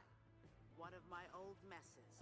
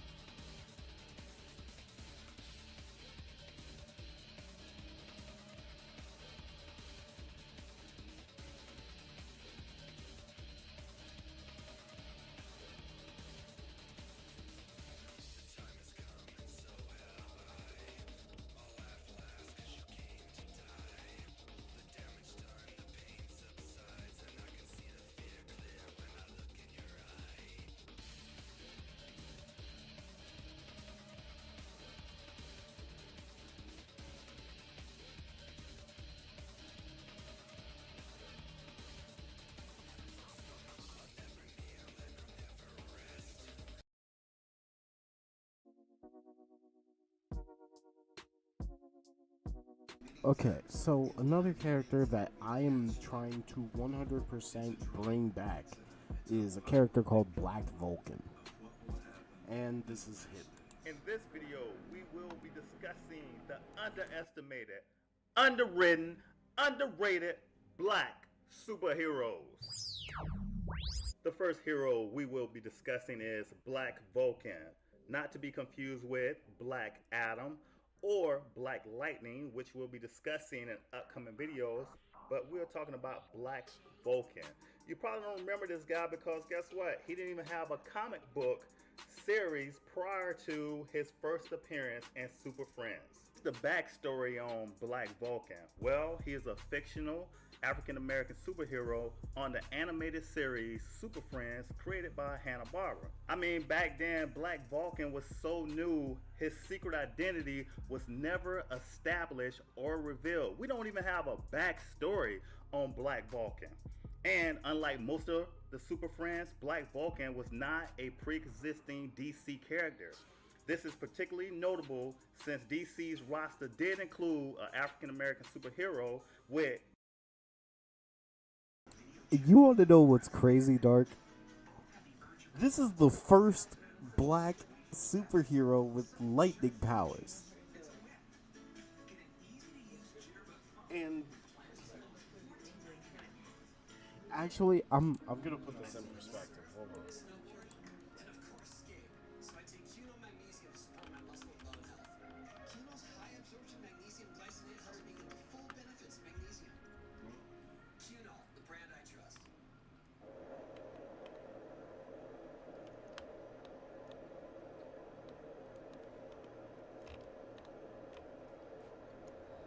Okay, to put this in perspective, Dark, the Super Friends' first episode aired in 1973. Black Vulcan has been around for this long. He was literally the first black superhero with lightning powers. And he was only created for this TV show. He was the first one. And yet, people like Black Lightning and obviously Static Shock. I mean, who doesn't love Static Shock? But the thing is, Black Vulcan is different than all these other black characters with lightning powers. Which is crazy when you think about it. He was the first one, and yet they don't do anything with him. Electricity-based powers. We all know who that is. That's Black Lightning. However, Black Lightning cannot be used on Hanna-Barbera's show, The Super Friends, because of disputes between DC and Black Lightning's creator, Tony Isabella. Therefore, Black Vulcan was created, and he appeared in the all-new Super Friends Hour cartoon series in an episode called The Whirlpool. Let's discuss some of Black Vulcan's superpowers or powers and abilities. He can transform his whole body or half his body into lightning. He can turn himself into a living lightning bolt in order to travel through the sky, which means he has the power of flight. He can travel at superhuman speeds. He can turn himself into a living lightning bolt in order to travel at the speed of light and beyond. He can control electricity in multiple ways. He can also generate lightning bolts from his hands. He can also generate lightning bolts from his hands as a force field. This force field can even protect him from the vacuum of space. And also, Black Vulcan can time travel back in time by fluctuating his body's electrical energy. Hey, outside of the cartoon series, Black Vulcan made his first DC appearance in DC's 1 million 80-page giant issue number 1 million, dated August 1999. Now some quick notes, right? Black Vulcan was a takeoff on Black Lightning, a character who already existed in DC Comics universe. As we discussed, there was challenges with the creator of Black Lightning, so Black Vulcan was created. In the final incarnation of the series, the superpowered team Galactic Guardians, Black Vulcan was replaced with Cyborg, another black superhero that was already established. Yeah, this is what started Cyborg being more prevalent in the Justice League. This is what started that, and I'm glad it's now he's a part of the Teen Titans, because I don't like him being one of the founding members, but you know, that's just me. But Black Vulcan, if they decide to use him, he's literally way too useful. Like, truly, this is a character who has time travel. Just because he has the speed to do it. He has times travel. I can't speak. He has speed that fast. That's another Flash. Like, you could definitely have a timeline or a comic where him and Flash race, or they both have a talk about the Speed Force, because technically Black Vulcan is fast enough to where he should be a part of the Speed Force to an extent. I mean, well established in DC Comics. In my opinion, DC, y'all need to bring old Black Vulcan back, because we can do so much more with this guy. We can write him a backstory. I mean, he can fly in space with Black Lightning Kane. We can do so much with him. Anyways, this concludes my video on the underrated, underestimated, underwritten Black Vulcan.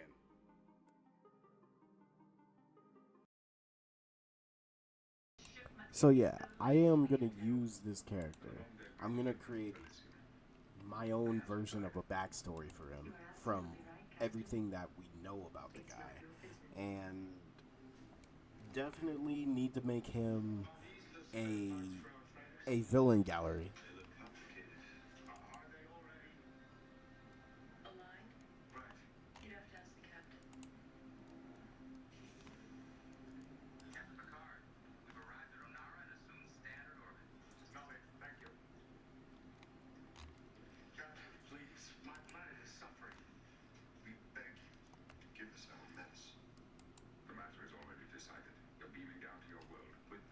Oh, speaking of which, yo, how are y'all liking the Absolute Universe right now? Absolute Hawkman just killed Absolute Green Arrow, which, by the way, why can't we... He could be a Static villain?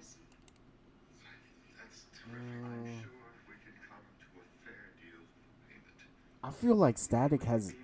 He has a good villain gallery already. Plus, it would be really weird if a character who used to be a super friend is fighting Virgil for some reason.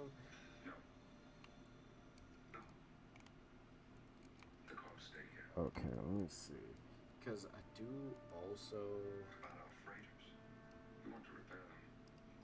You'll have to learn to do it yourselves. We can't. If you don't help us, our ships will soon be inoperable. Quite possibly. If you withhold those coils, you'll be disrupting the stability of both our planets. And interfering with a trade agreement that has lasted for generations. What of your prime directive? In this situation, the Prime Directive prohibits me from helping you. That's absurd. You did not think so when it worked in your favor. Do you want our world to suffer? Oh no, I don't want that.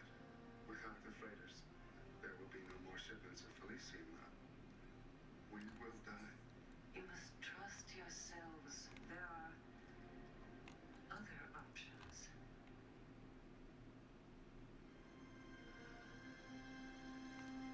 Ensign, prepare me my guests and let cargo down to a liner.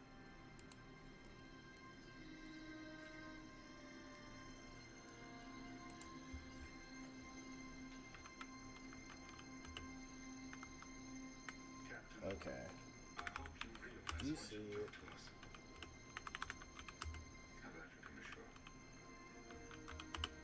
Now, here's the thing. I hate the fact that, like, half of the black characters these days get lightning powers. I hate that. I want that food. Do you?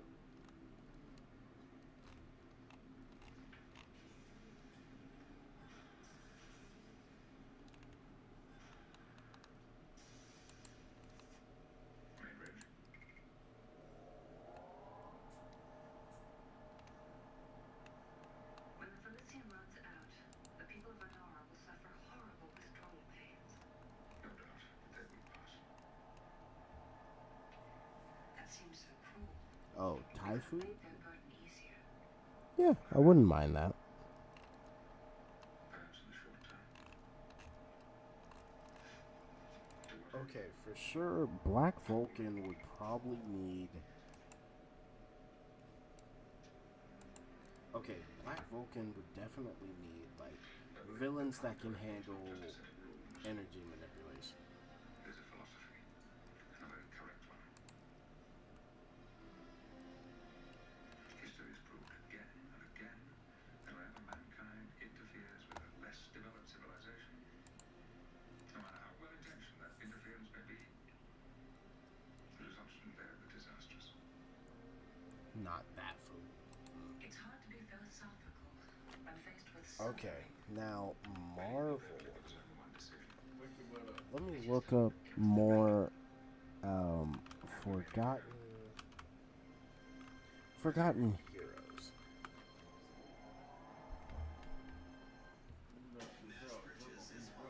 I mean, I think we have a good list of, like, Marvel heroes that need something. Plus, I'm already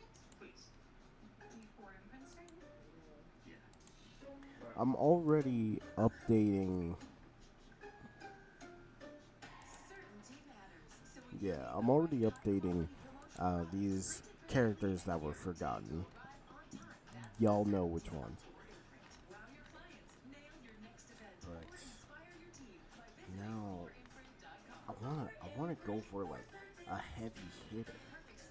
A heavy hitter in Marvel. I wanna try to do that. But it's like, which one do I do?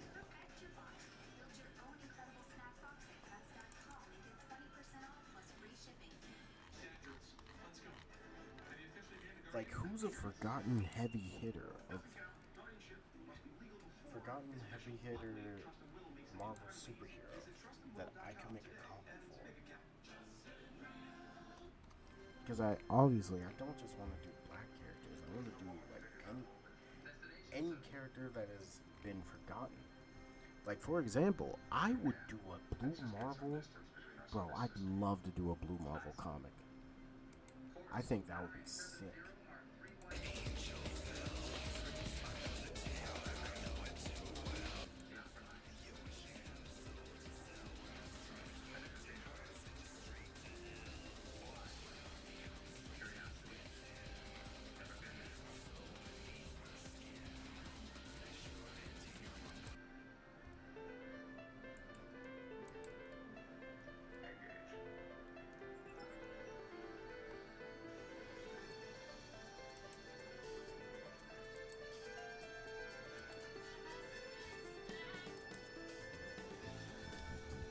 Beta Ray Bill?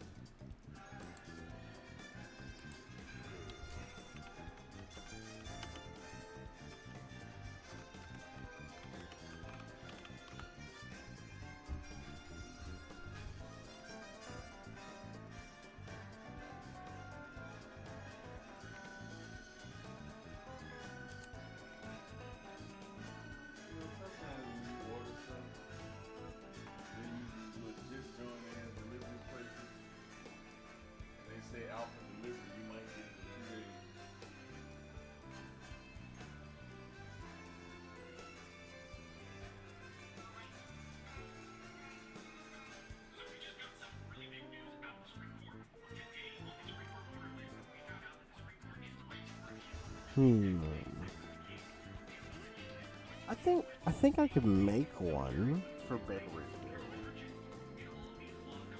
Like, there's definitely something I could do.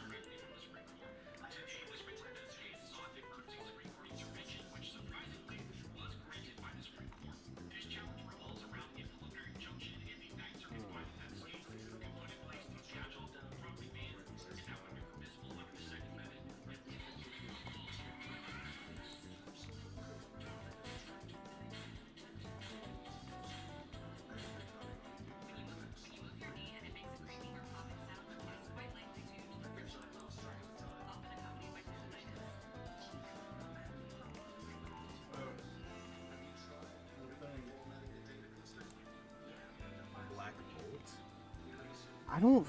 I feel like there's not much you could do with Black Bolt.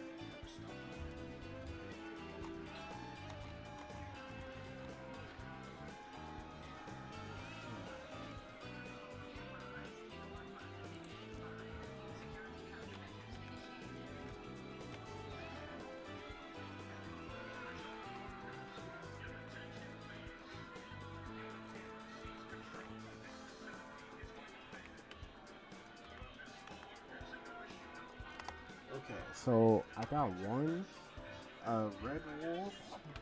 I'm doing for Blue Marvel.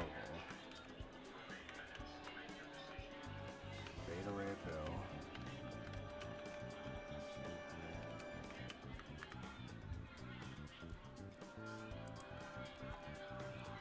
Black Bolt. I don't know about Black Bolt.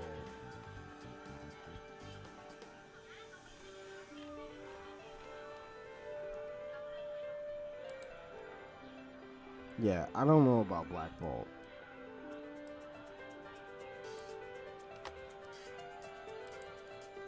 I gotta think of like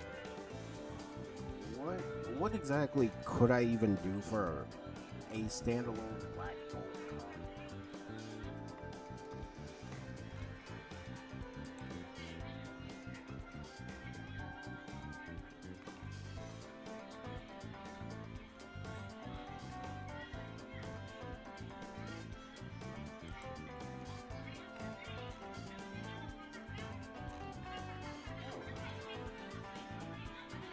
Maybe you could tackle like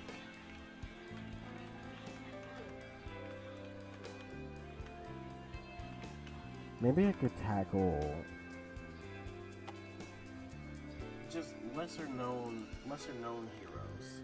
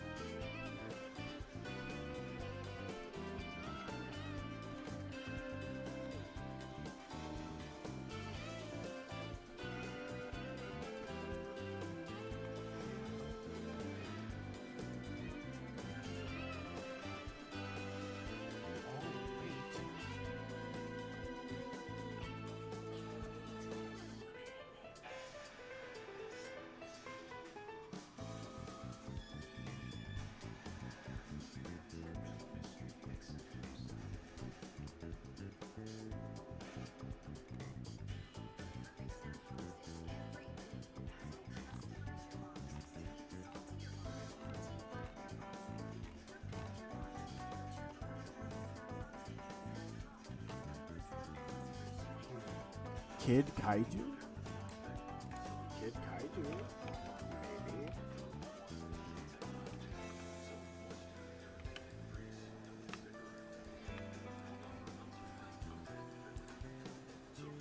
Captain Marvel, she's forgotten somewhat. You know, surprisingly, kinda, yeah. It does feel like that.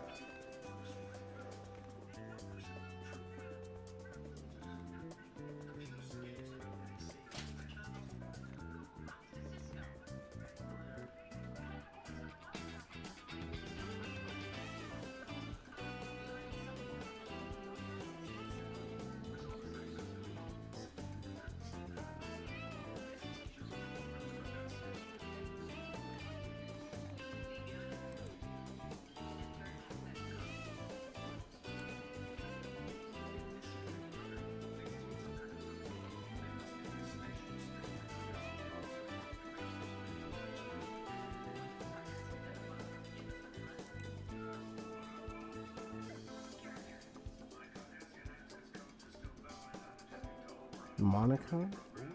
Monica.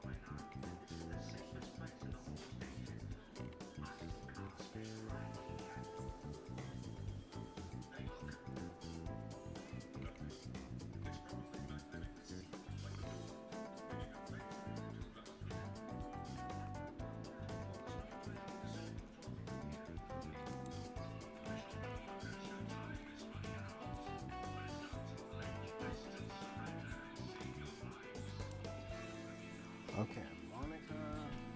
Well, you know what? You could do a Marvel. You know what? I could try to fix the Marvels.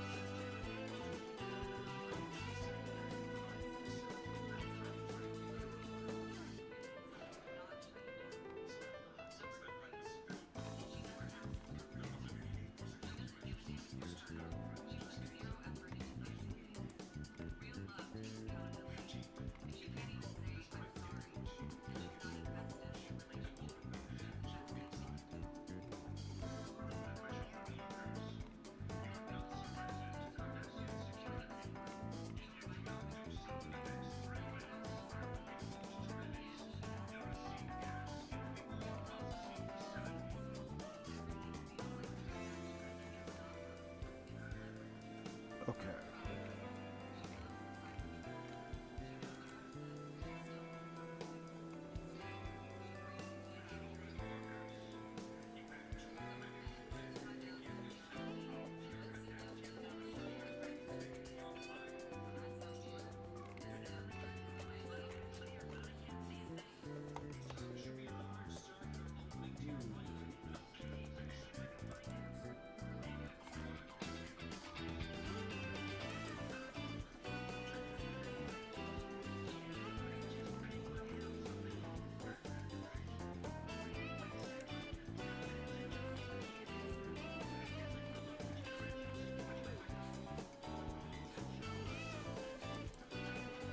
Okay, for Monica.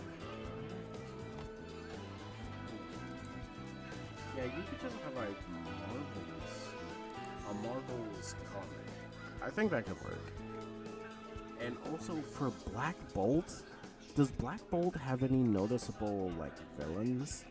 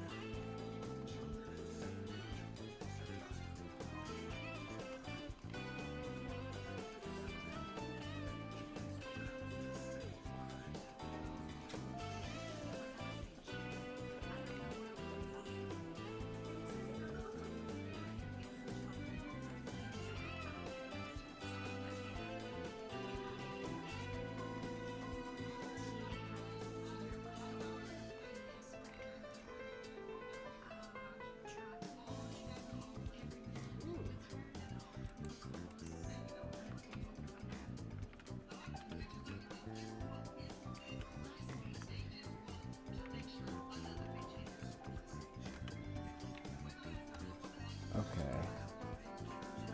The Inhumans would help like the Avengers fight their main villain sometimes. Quasar? Quasar.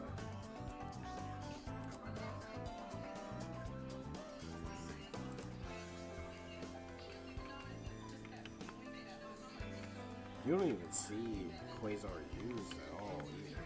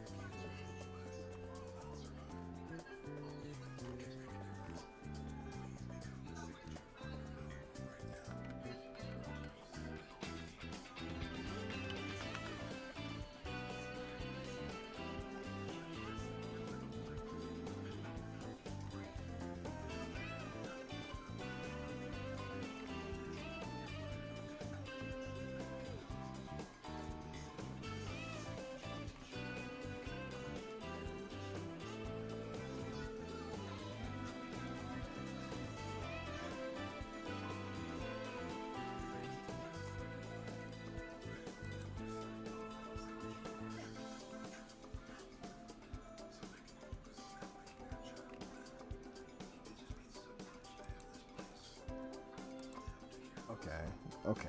I gotta do this.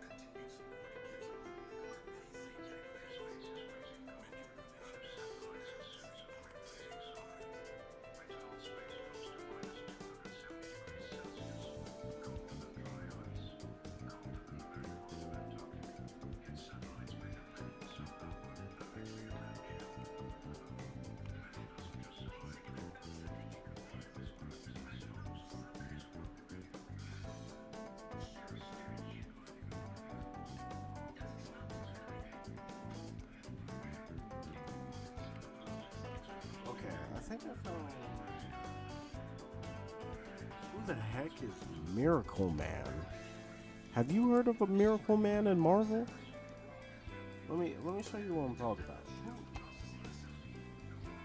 Miracle.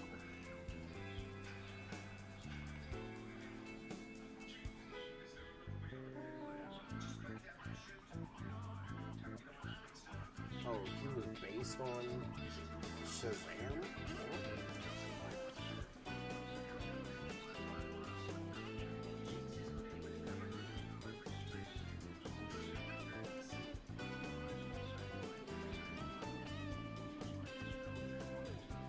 Hyperion?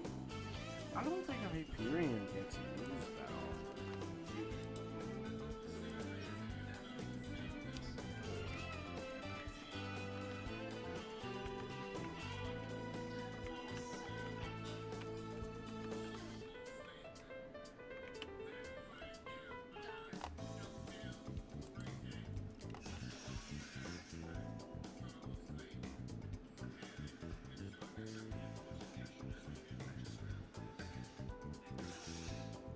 Also, Candido, what time is it over there for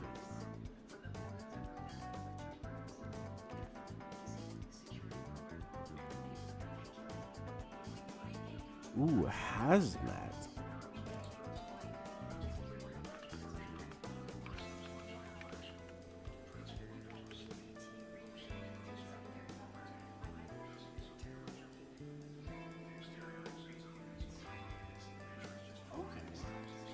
This could be an interesting one because I can actually tie hazmat into another character that I'm making.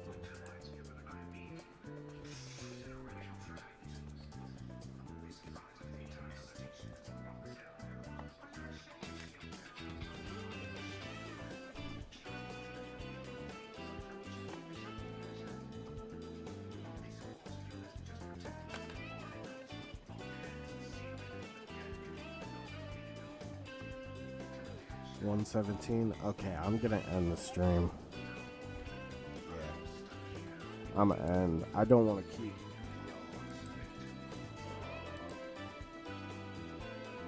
Yeah, I don't want to keep y'all. So, thank you all. Hope you all have a good rest of your day or night, whatever time zone you're at. And we're gonna end it with hold on, I gotta find a song.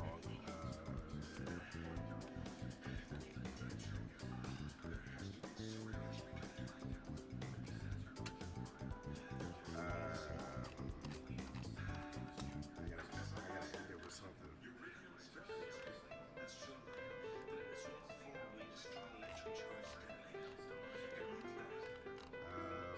What is this?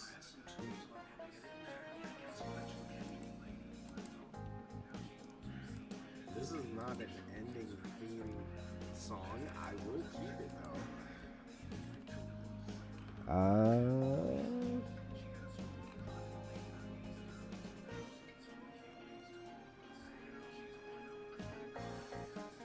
You know what? Yeah, we'll do this.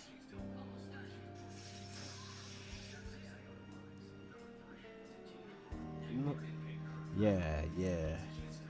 See y'all tomorrow.